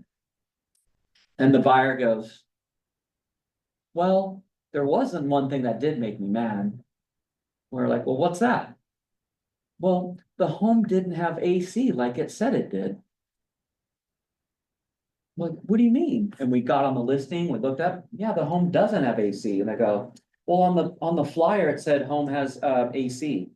Stay cool in the summer. Do you still have that flyer? And they go, yeah, I think I do in my car. Got out of the car, they, yep, I got the flyer. Okay, we need you to scan that to us right now. We're gonna go ahead and terminate. We're gonna use the 90 form that basically states we're terminating based on information verification period, along with the Form 50, and we'll get our earnest money back. We're getting out of this deal. And the buyer was like ecstatic. They're like, oh my God, thank goodness. We sent it over and literally to the firm, to the authorized firm email address and the listing broker, and literally, and this is like a strong listing broker too. She was like, she called like so fast, it's like, there is no way you guys are getting out of this deal. We are going after your earnest money. And she was so confident, like, well, because she's like, I didn't put the schools in there. That was the funniest thing too, when she said, I didn't put each school in there. I put fire to verify. There's no way. We are gonna fight you tooth and nail all the way. We said, well, unfortunately, the property did not have AC. And she said, I know it doesn't have AC. We didn't put that in the listing. We said, no, you didn't, but you did on your flyer. Your marketing clearly states the home has AC. The buyer, and we verified, it does not have AC. And it was like, help, are you still there? I'll never forget it because we were on speaker and listen, or our buyer broker was like, oh my God, like just cracking Well, up there laughing. wasn't even in the listing. No, it info, wasn't in the only on listing. flyer. It was on the flyer. It might have been an assistant who made a mistake. I know. Bingo. That happens. Bingo. Listing broker goes, I'll call you back. Click. Somebody Hung up. gets fired today. Yep, and hour later, some come back, we get the Form 50 back, signed off, released an earnest money, and she called us and she said, my marketing person unfortunately took the previous listing flyer template and mistakenly left the bullet points from the previous listing on there, and she said, this will never happen again in my career. I wish your buyer and everyone good luck. We got him out of the deal. So that information verification period is real, and you can verify it for marketing. It could be anything under the sun. But you know, in multiple offer situation, the I know. listing agent will call you and say, I need you to cross that off. I know. If you wanna get it, cross it off. But now let's reverse the role. You're the listing broker. Everything's being waived. Buyer closes on it. And they find out something that is wrong. And it came from, whatever. Could have been the seller said it was this or that, or it doesn't matter really what it was. In the future, what is the buyer's only choice? What can they do later after closing? That's it. Their only line of a remedy is sue. Even if they cross that off. Yeah, if they cross that out, well, now you put in 0, it's just satisfied waive. It's on the front of the contracts now. If it's satisfied and waived, the buyer's not verifying anything. You guys know it. How many buyers are like, yeah, I'm gonna go ahead and call the county tomorrow. I'm gonna verify every permit was made and done right. I'm gonna verify that the electrical was finished and finalized. I'm gonna do this, I'm doing that. You just don't do that. They're from their phone nowadays clicking, but then a sign. Yep, sign, offer sign, sent, done. They're not verifying it. Give me a break. They really are not verifying. So it's actually a shield of protection. Annie has a really good video about this. Look it up on the Washington Realtors Hotline on YouTube. She goes into depth about the information verification period. It's backwards thinking, right? You're like, I know we gotta win, and I know you guys are going to be waiving it. You're gonna be waiving it, but I want you to understand it. Especially for the sellers.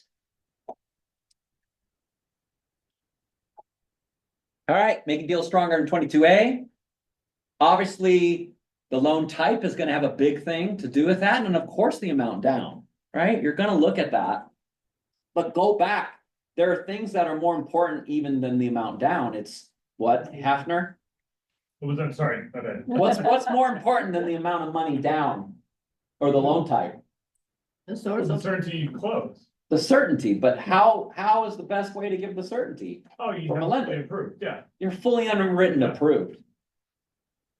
You can compete with cash deals.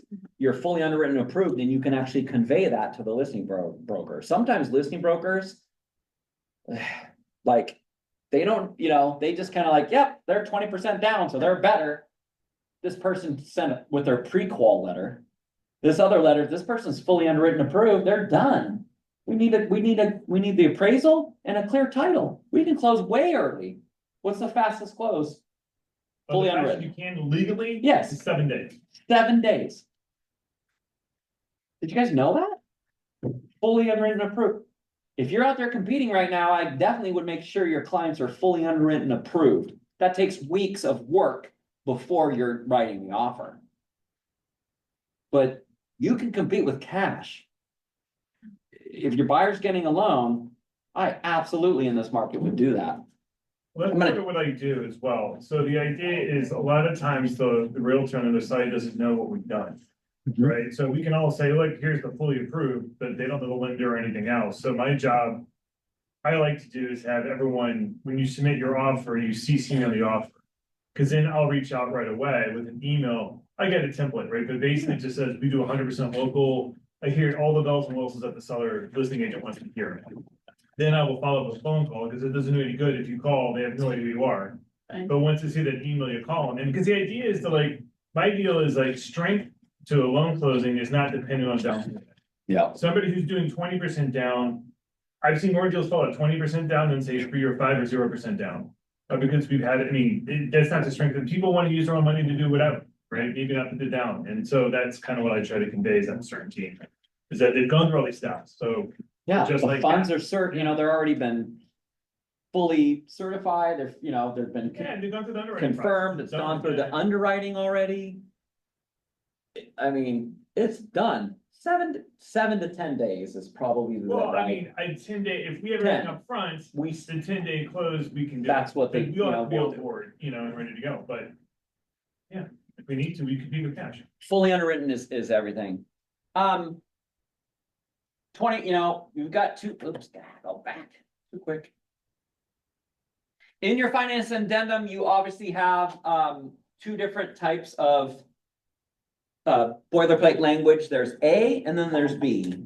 A is seller's notice to perform. We just had this in forms class, just like a few weeks back, but A, literally, it doesn't really matter what you write in this. It all comes down to is when will the Form 22 AR be delivered? Do you know how long the buyer's financing contingency lasts in A 21 days. by default?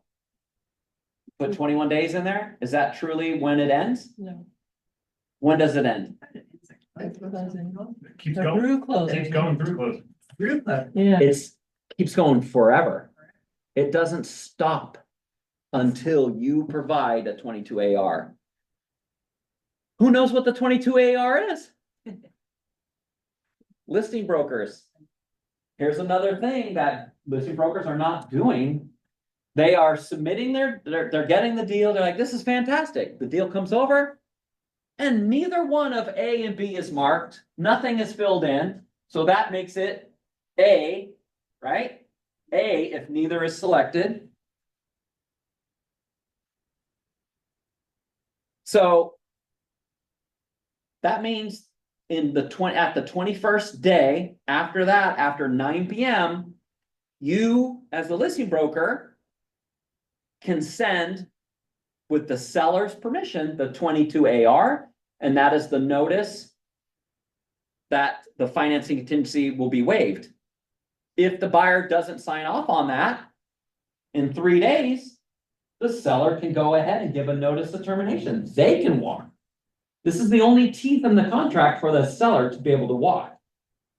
So I guarantee so many listing brokers are failing and not doing this. And this is the problem. Now, if you're getting good communication from a great lender and you're getting notified, things you're getting, you know, all the information and things are moving along, the appraisals happened, things are going, you probably don't want to kick the buyer to the curb, but this is the part that you better make sure you do. Because whose right is it? It's the seller's right. The seller's right to either issue the notice to perform or not. It's their right. There's a court case that happened. A broker, you know, a seller was pissed that, you know, things weren't happening and they're like, been stuck in this deal forever. I want to kick this person to the curb. And of course, the attorney goes, oh, well, when did you guys send the 22 AR notice?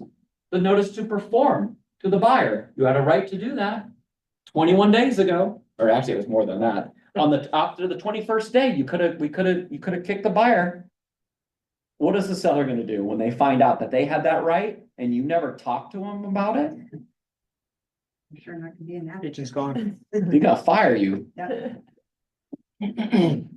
So this gets missed all the time. I guarantee if I reviewed all of the files from our listing files, I'll bet you 80% of them don't have the 22 AR. Maybe more. Never done it? Never. So the way it was explained to me No. is the seller is agreeing to assume the risk, you know, by allowing the buyer to obtain financing and giving them that period of time. And is assuming the risk of, you know, the deal going south, but at a certain point, it's time for the buyer to take back that risk. Mhm. You know, and have that, Yeah. you know, basically put up or shut up on their financing, you know, are they confident that they're going to get their financing? So that's the way I always kind of understood that notice to perform and what that was. So I always did it. Yeah. Believe it or not, So you've been sending the 22 ARs? every single time. Yep. I know tons of our listeners, there's a lot of our top producers will do this. They literally said, hey, yeah, we'll accept your deal. But do note and be prepared Here, exactly. on day 22, you're going to receive this and we're gonna ask you to do what you said you're gonna do. That you're gonna be fully underwritten, approved by that day, buyer. Cause that's basically what it is. You're gonna be fully underwritten, approved, and you're gonna waive the contingency. Yeah. Cause if not, it's gonna survive even the closing date. It goes on forever. So in section B is totally opposite. It's an automatic waiver. You mark B. Whatever day in here, on that day at 9 PM, it's dead, it's done, it's finished. You don't have to send any notice at all. So there are some brokers who like to utilize, you know, 22A still. Because you gotta remember Jerry Maguire clause, the deal's all cash unless I otherwise specified in the agreement. Well, now I'm gonna go ahead, because my buyer is getting financing, they're not all cash. But they're fully underwritten approved, I can go ahead and mark automatic waiver. And I can put 0 days here. And I will say will not, maybe for the appraisal to be protected, because if they waive financing, they automatically can waive low appraisal. So you gotta understand how that section works, because if you did that, that means you're telling the seller, yep, I'm certain, I'm gonna close, I've waived my financing. But the problem, see that's how the form has always been. But the problem is, listing brokers don't even get it now. We got listing brokers out there like, oh, man, we went with the other offer. Because they waived financing, we're like, well, we waived financing too, but no, you didn't, you had a 22A in there. So you're gonna have to like communicate with the listing broker and find out, okay, where's their level of knowledge? Hey, listing broker, we're gonna submit an offer. Yes, we will have a 22A in there, but we're going to be using the automatic waiver of financing in section B, in 4B, or excuse me, 2B. 2B or not 2B? That is the question on how you're gonna write your 22As from now on. I guess if you're not careful and they. Do you see that a lot? Then you're like, The crap. B? You do? Yeah, I had it on a offer a few months ago and they were getting a little squirrely towards the end with inspection, appraisal, this and this, like the appraisal was like dragging. And I was like, just so you know, you refer back to your Form 22A. Your buyer has waived financing contingency, so I sure hope you guys can close. yeah, And they closed on time. that happens. What were you gonna say, Aaron? Oh, I was just saying that, if you may not know, if they counted that, right, you may not know they did that. If you're the buyer, right, you submit your offer and they count, I guess you would see that. Oh, I mean, if Like, you a might seller miss marked it. that section, Yeah, you might miss it and go, oh, now we just waived everything, we didn't know it. Or maybe not, I don't know. maybe, I mean, it can Oh, the other happen. question I Well, had you would too- communicate that to your buyer, you would. Yeah. Yeah, I wouldn't do that on my own. I guess the other question too is if and so if we, in your process, how do I say it, like. You wait, you're saying that, hey, I wanna, hey, show me the money, or not show me the money, but it goes, I want you to waive the financing. Now the buyer says, no, I'm not gonna waive it after a 3-day period, and they say no, the earnest money goes back to the buyer, right? in the case of section A, and the seller does issue the notice to perform the 22AR, and then they actually go ahead and, oops, on the previous slide. And then they, the seller at that point they don't have to terminate. They could just give the notice and like you could play the kind of tennis game, but you better over communicate during those periods to really understand what's going on. If the communication's been terrible, you're not hearing anything, blah, blah, blah, Yeah. go back to your deal and make sure you got a reminder for that 22nd day. At the 22nd day, you can issue the 22 AR and say, okay, buyer, if you don't waive it in 3 days, we have a right to terminate on you. Yes, you have to return the earnest money, but at least you're getting them gone. It's probably unethical to walk people through how to do that if your offer didn't get accepted. And you're just waiting for this buyer agent to screw up so you can bring your buyers after him, right? Can you do that? Can you call the listing agent and be like, hey, this is how you can get out of it? There's nothing, hey, there's nothing wrong with that. That's not unethical. If you're trying to get your buyer a deal, Yeah. you can call the listing broker and say, hey, you guys been pending for a while. Has the buyer waived financing yet? This is the key way to figure out, do they know what they're Well, doing? yeah. And they go, no, not yet. And you go, oh, they obviously probably use a 22A. Did they mark section 2A or 2B? And then they're like, have them look. And if they tell you, oh, they didn't mark anything. Right? Then you already know, they're like, well, what, you've been mutual for 28 days. So that means they left it on the 21st. I'll have a better deal for you. Would you like to, work something out?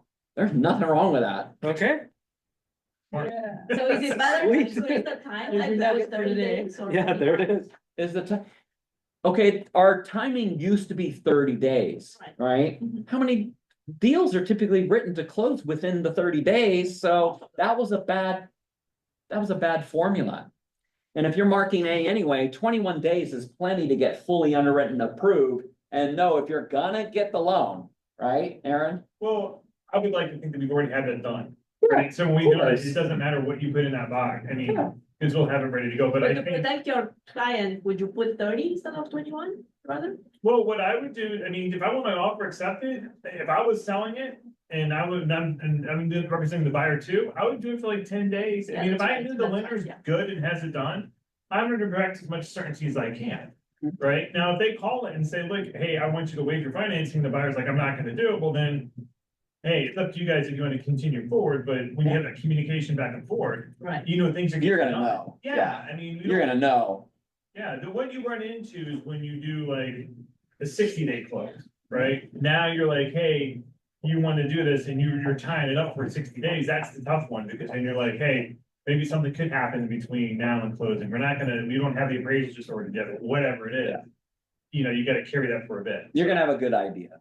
But just remember, yeah, two A or two B, not to be. If it's not a multiple offer, I usually do put longer, like I'll put like, I mean, depending on if we've got a 30-day close or something, like if it's an FHA buyer, down payment assist, whatever it is. 30 usually. Yeah, then I'll try to. Nothing wrong you know, with that. Keep them I feel protected. more secure that, you know, I. have Right, right. 30 days. Even though, like Eric said, listing agents hardly ever. That's true. I think I've seen 11 years, I've seen it one time, a 22A Same on with me. it. I've only had it like once or twice, and then you're like, what are you doing? So I'm saying, It's but too it's bad. right there in the boilerplate language saying that the seller has that right. Yeah. And they must know about that right. So every listing broker, you've got to make sure that you have the conversation, say, okay, I better put a reminder in my calendar for an alert for the 22nd day, say, hey, today's the 22nd day. Buyer was supposed to have, you know, been fully underwritten, approved for this loan, like they said they would.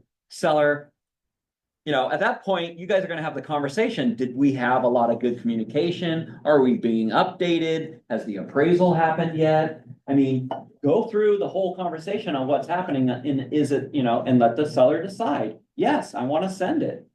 No, I don't wanna send it. I don't wanna push them away. It doesn't get the buyer out of the deal from you sending it. That I had someone think that like, oh, well, I guess we're out of the deal, then they sent it. Like, no, you're not out, you know, it's not done unless the seller kicks you to the curb and they follow through with actually terminating on you. All right, earnest money, or excuse me, closing costs, multiple offer situation. Hopefully you're not dealing with that. But there is a new element to our contracts that is going to be on the escalation addendum. What could that possibly be?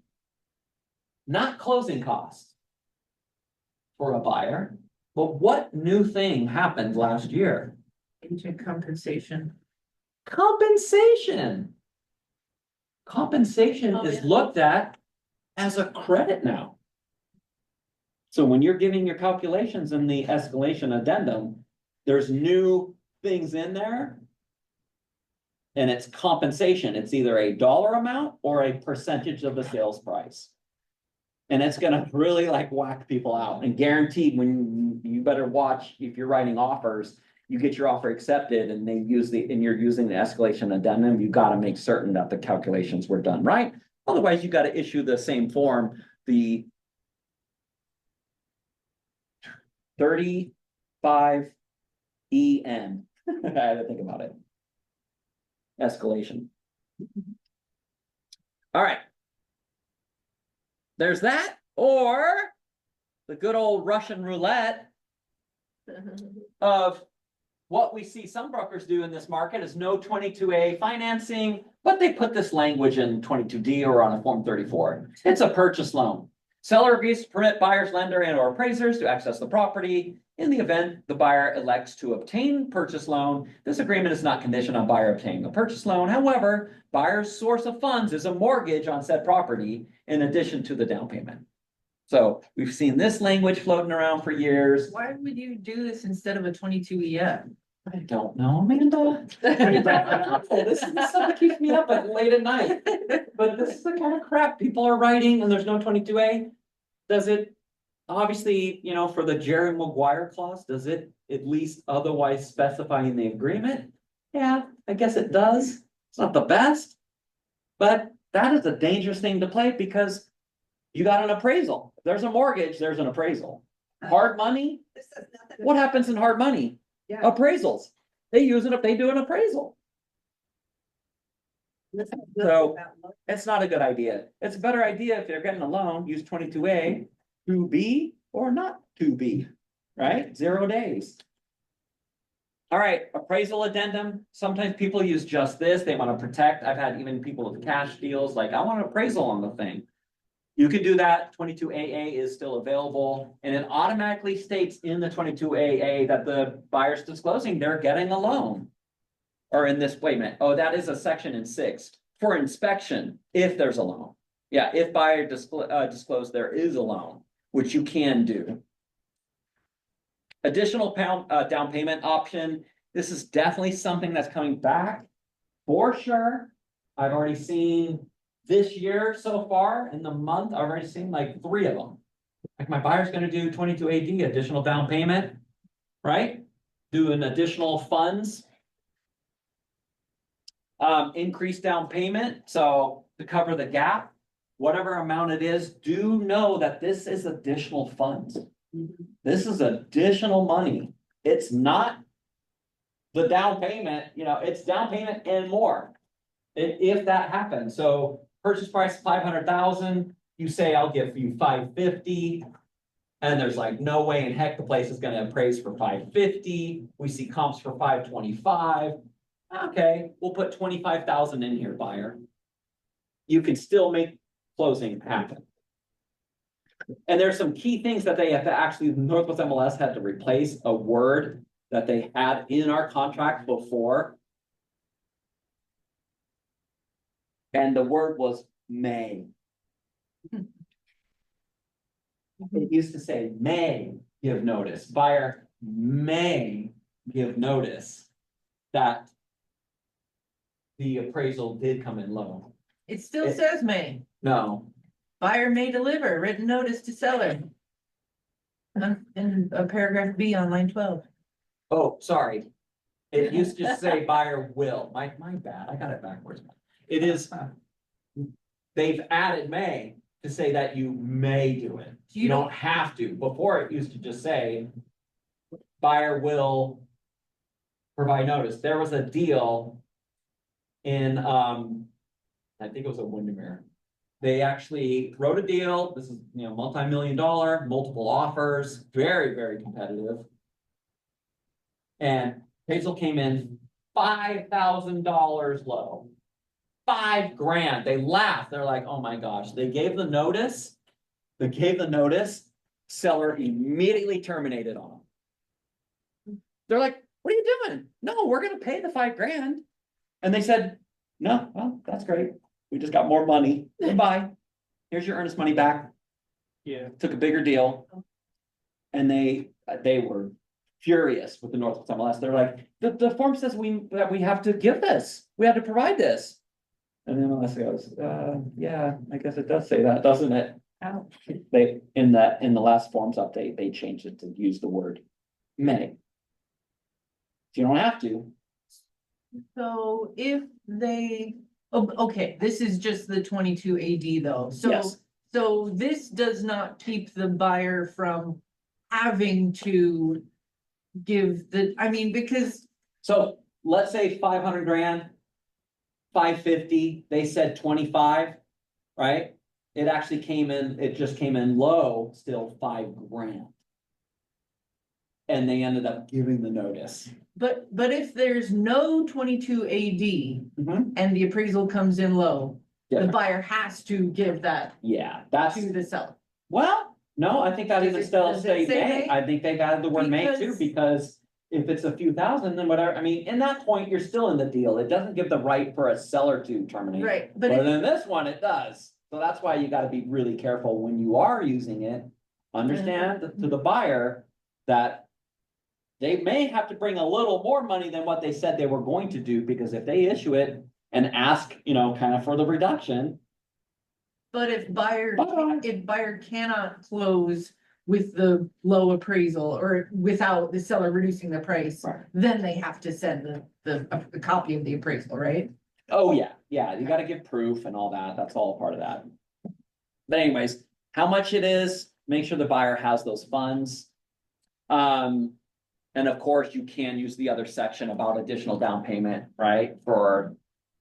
In the 22 AA, if you use that, you can also have that same part in that as well. Escalation addendum, this is the brand new one. They've added more teeth into the language. Obviously, we'll go over this one fully in our next forms class when it does come up. But obviously, you're going to give more money, the escalation amount, but it will not exceed the maximum price. That's still kind of the same. The other thing that they did is it provides a closing no more than 60 days by default. So if any of those offers has a closing, longer than that or whatever, then you can't use it, so pay attention to that. They eliminated the less than 30. Yep.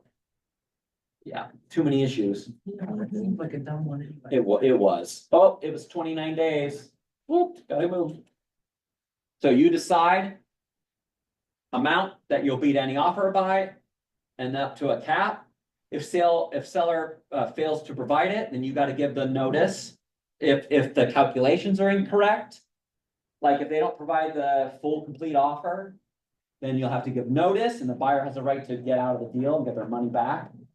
So there's a lot of the things there, and of course, this isn't the forms class, for this, but at least you guys know that there are a couple new things in there. This is the actual calculation portion on the 35E. And you will see now, here is, right, the competing offer, purchase price, or maximum purchase price of the competing offer if it contains an escalation provision. And then here's the new section about competing offers, credits to buyer, dollar amount, that's for compensation, that goes there. So if you said I'm giving 10 grand, that would go there. Credits to buyer, percent of purchase price, if it was, a percent, you just put the one number in. You don't have to put 0.0, whatever, unless it was like a 2.5, you would put 2.5 and it automatically calculates it. Credits to seller. And this is the one that get really confusing. So this is dollar amount. If the dollar in 17B was 10,000. But then on your buyer brokerage services agreement, you only have one for 5,000, and that's all you're carrying. If it was 17B for 5,000. There's a credit back to the seller, maybe, if you didn't give a credit to the buyer. That would give the buyer $5,000 more. So you have to add that calculation in there. So in multiple offers, you guys are gonna be like, really, you're gonna have to like put your phone away and just pay very, very close attention to line by line by line through this whole thing. Same thing, if it's percentage, let's say the listing was offering 5% and 17A. 17B, you're like, I only have for 4%. That means 1% credit will automatically calculate and go to a credit to the seller. So you gotta add that in there. Anytime funds, you gotta say where funds are going. And now compensation is going to the credit for a buyer.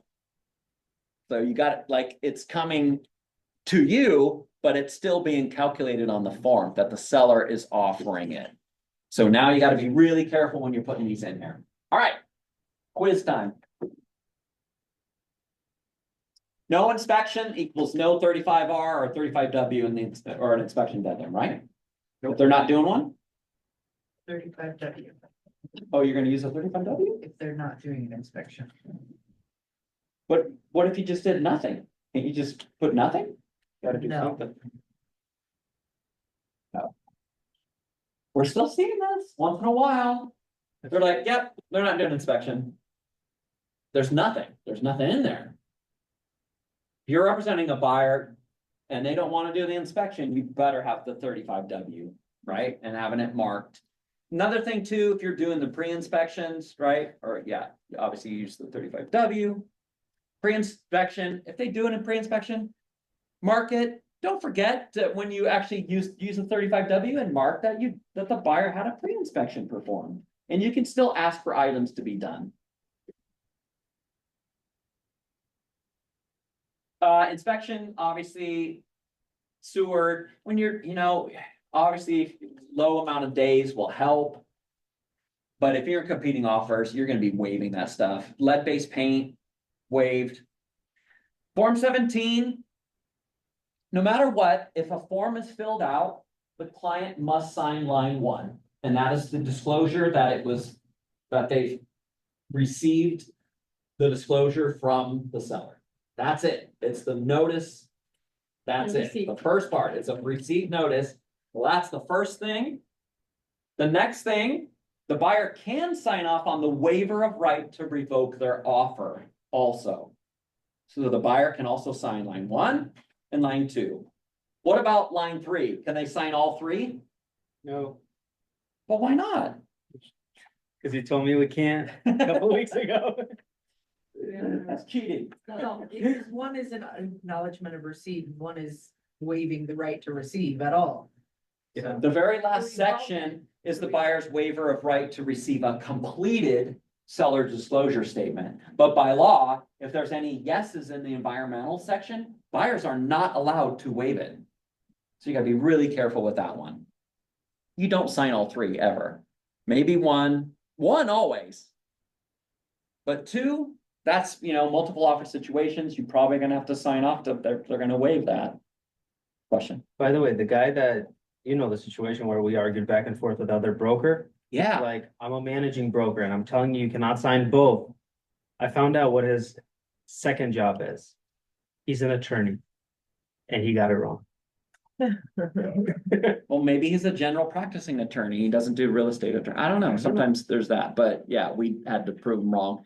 Had to send Annie's video didn't we send Annie's video to them? I don't remember. I don't know, They're but arguing. You he can't. he said, send me your broker's phone number. I sent him your phone number. After that, he didn't say anything about it. It's all good.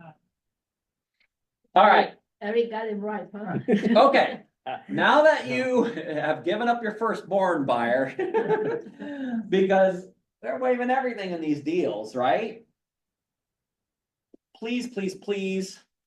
Do not forget to get that buyer's advisory form, right? Get that signed off and initialed.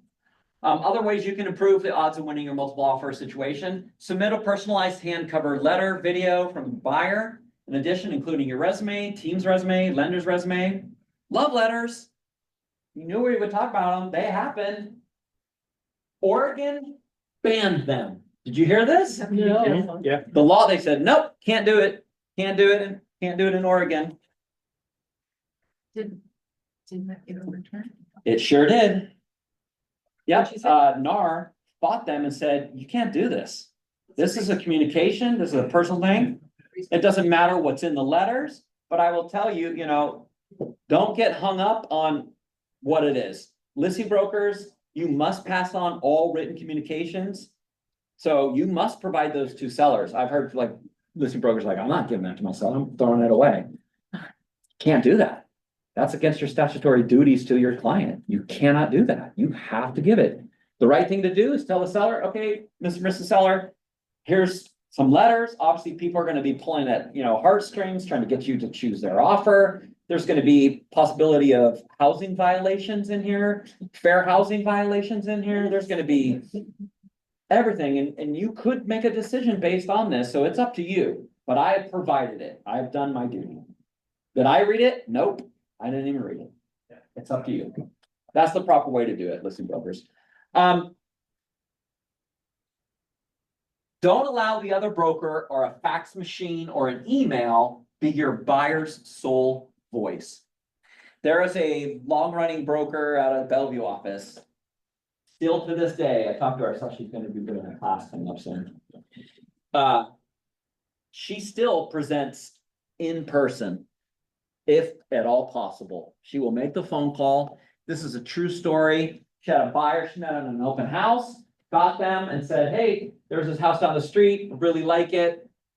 She's like, great, I'll go show it to you. Here's my buyer's agency agreement. This is what I do for all my clients. And I guarantee you, probably 99 out of 100, you will never find anyone that does what I do. And I present every one of my clients in person if I'm allowed. And they're like, whoa, that's crazy. They found this house, looked at it, loved it. Yep, we want it. Tons of business cards in there. Like, we're gonna have tons of competition on this. Called the listing broker, and listing broker at first was very hesitant, like, you wanna meet in person? Like, do I have to, like, I'm not gonna have my sellers there. And then they said, well, that's fine, but can you please notify them that I want to present in person, and even if it's just to you only, I would like to do that. And the brother was like, okay. This broker shows up. She brings her briefcase, shows up to the appointment. She sits down, shows up, and guess what? Sellers are there, listing brokers there. And the look on listing broker's face is like, Okay, yeah, I'm right. You know, you could tell they're like, I don't want to do this. This is wasting my time. But as soon as he told the sellers, they're like, yeah, I'll be there. Broker gets her suitcase or suitcase, her briefcase, opens it up, lays out an offer, said, here's my buyers, blah, blah, blah, explains the deal. They're fully unwritten approved. We can close on your timing as early as 10 days, 20 days. Do you need a later possession or what would you like? You know, and they're like, well, we don't need possession delayed or anything, but so they looked at the offer and they're kind of like going through and she explains the price and everything, right? And they're like, and the listing broker goes, Mr. and Mrs. Seller, this, you know, obviously they're talking, you know, I'll give you some time. So they like kind of like left the room, kind of sat down. They go like, we appreciate, you know, you come and do this. In fact, the list broker is like, I've never seen this in my 10 years I've been doing this. And, you know, I appreciate you doing this, but you know, we're going to go ahead and wait. And she goes, okay. She takes that offer, puts it down, grabs the second offer from the same buyers. Here, maybe this will change your mind. Listing broker, seller, you know, then the sellers look at this and they go, right in the room in front of her, we want to take this. It was like way over asking, guarantees, releasing earnest money, non-refundable fee in there. It was everything under the sun. And the listing broker's like, well, wait, we got to talk about this. And, you know, so they went in the room and came back. She got it signed off. Thank you. She still does that to this day. So there's things that you can do that really set you apart from the rest of the competition, and You know. doing something like that. Like How many they- people has ever experienced that? Can they Guaranteed. decline? They can say no. They can decline. There's even a form to say no, in-person offers. Right. Listing brokers, a lot, some of them get those signed right away I get and they upload it. So that can happen, but what's gonna stop you from asking still? Right? It's who, and this is the thing, how many buyers? They have no idea from some of these other fly-by-night companies, like what is going on with offer. Okay, listing brokers, raise your hands high. Who's ever received an offer with zero communication? You didn't even know that person, like, Horrible. like, who, like, I just got an offer and I didn't even know if they showed the house. They Who don't is even this? answer the phone if you call to say, hey, we Yeah. have this. They Yeah. do not answer the phone, so. It happens. The buyers who, you know, are the ones on those contracts have no idea that the person they hired or chose to work with didn't communicate at all. So don't let the voice be an email or a fax machine. It's like, you can do that. All right. Quiz time. Can you write the letter for the buyer? The love letter? No. Hell no. Do not do that. I had someone like, oh, I put it into ChatGPT and I put in there, like, don't even do that. You can't do that. Don't do that. It's already been, you know, found that there's a lot of things in there and issues, so don't do it. Listing brokers, how do you handle multiple offers? Obviously, the home seller guide, this is the most new, this is the newest one. This is the cover, right? Marketing and pricing strategy. Going over that, there are like Excel files, but now in the Northwest MLS, there's the financial tools calculator. So you can use this, like I showed you at the beginning. So please use something with the sellers so you can kind of organize those offers and go over and just see how they work. So, all right, time for the final quiz. I know we're a little bit over, sorry. This is your final. All right, don't cheat. Don't put your phones, you know, don't use your phones to Google this, but there is an actual way. How do you win 100% of multiple offers? Don't say it because I heard the chuckle and I think you know the answer. There's a way. I think I know. You think you know it? Don't say it yet. Okay. Everybody think about it. Write it down. How do you win 100% of multiple offers? There is a real way. I'm not joking. You will win. I promise. You promise 100%. 100%. You will win. Have, and then, Guaranteed. I don't know, but I'm guessing. What is it? List it. List it. Yeah. That's what I was gonna get. Be the listing broker. You will win 100% of multiple offer situations. So that is another class. So thank you guys for making it today. We will kind of stick around if anyone wants to see the escalation program. Let me escape that. Stop share. Zoom people, thanks for sticking it out. It's gonna share my screen real quick. Just to hop on.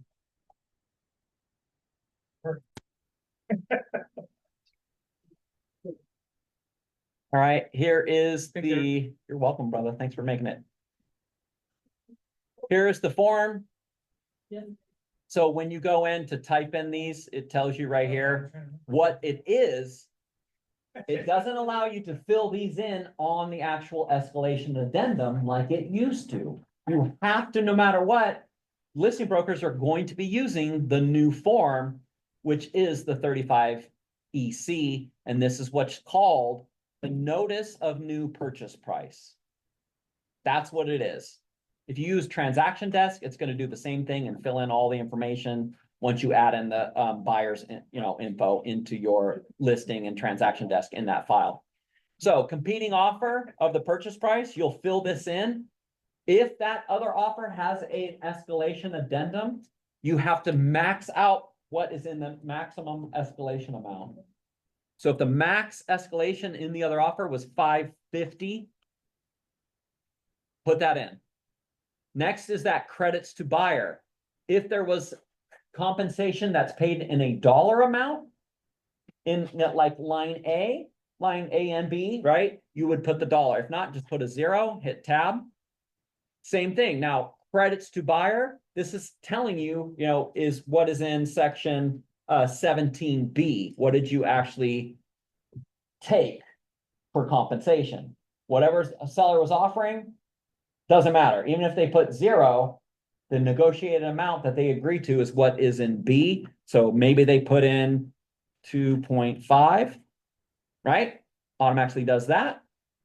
Credits to seller, that's anything, if there's any like remaining balance left over from A into B, like if there was 10,000 in A, buyer brokerage service agreement's only 5,000, then you would put, only $5,000. You would put that in here.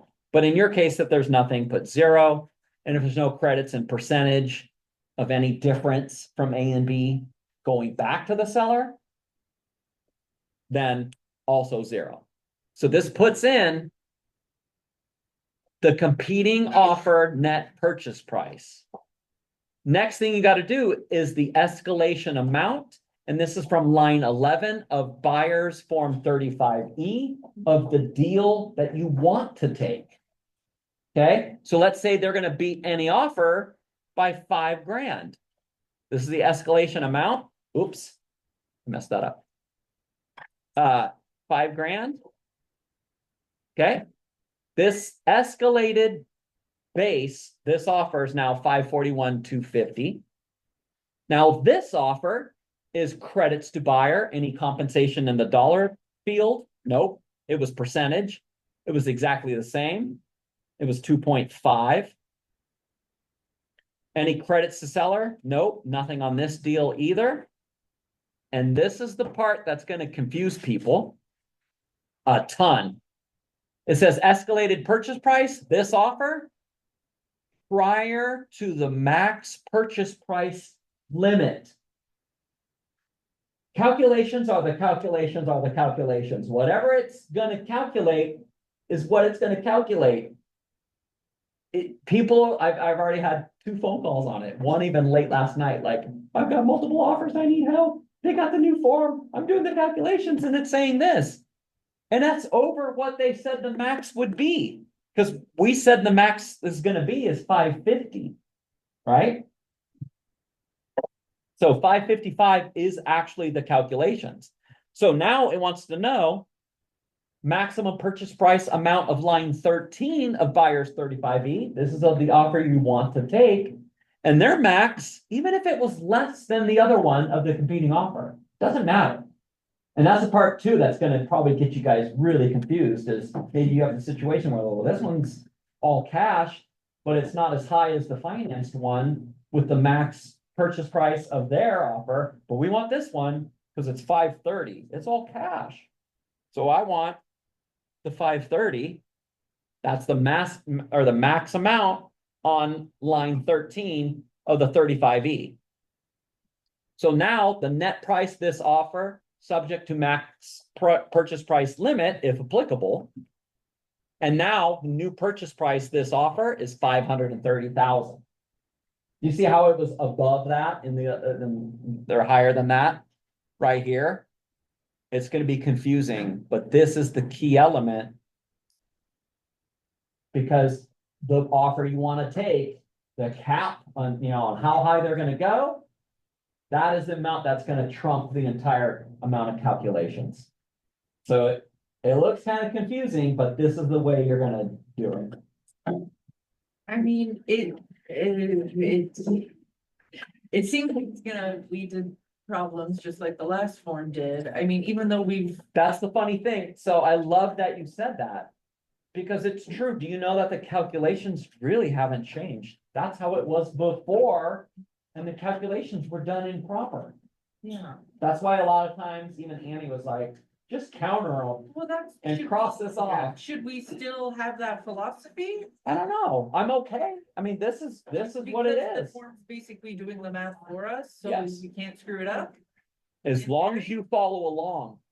Cause I guarantee you, you're gonna have people right here, escalated purchase price. Someone's gonna change this and say, oh, well. My buyer, the max is 530.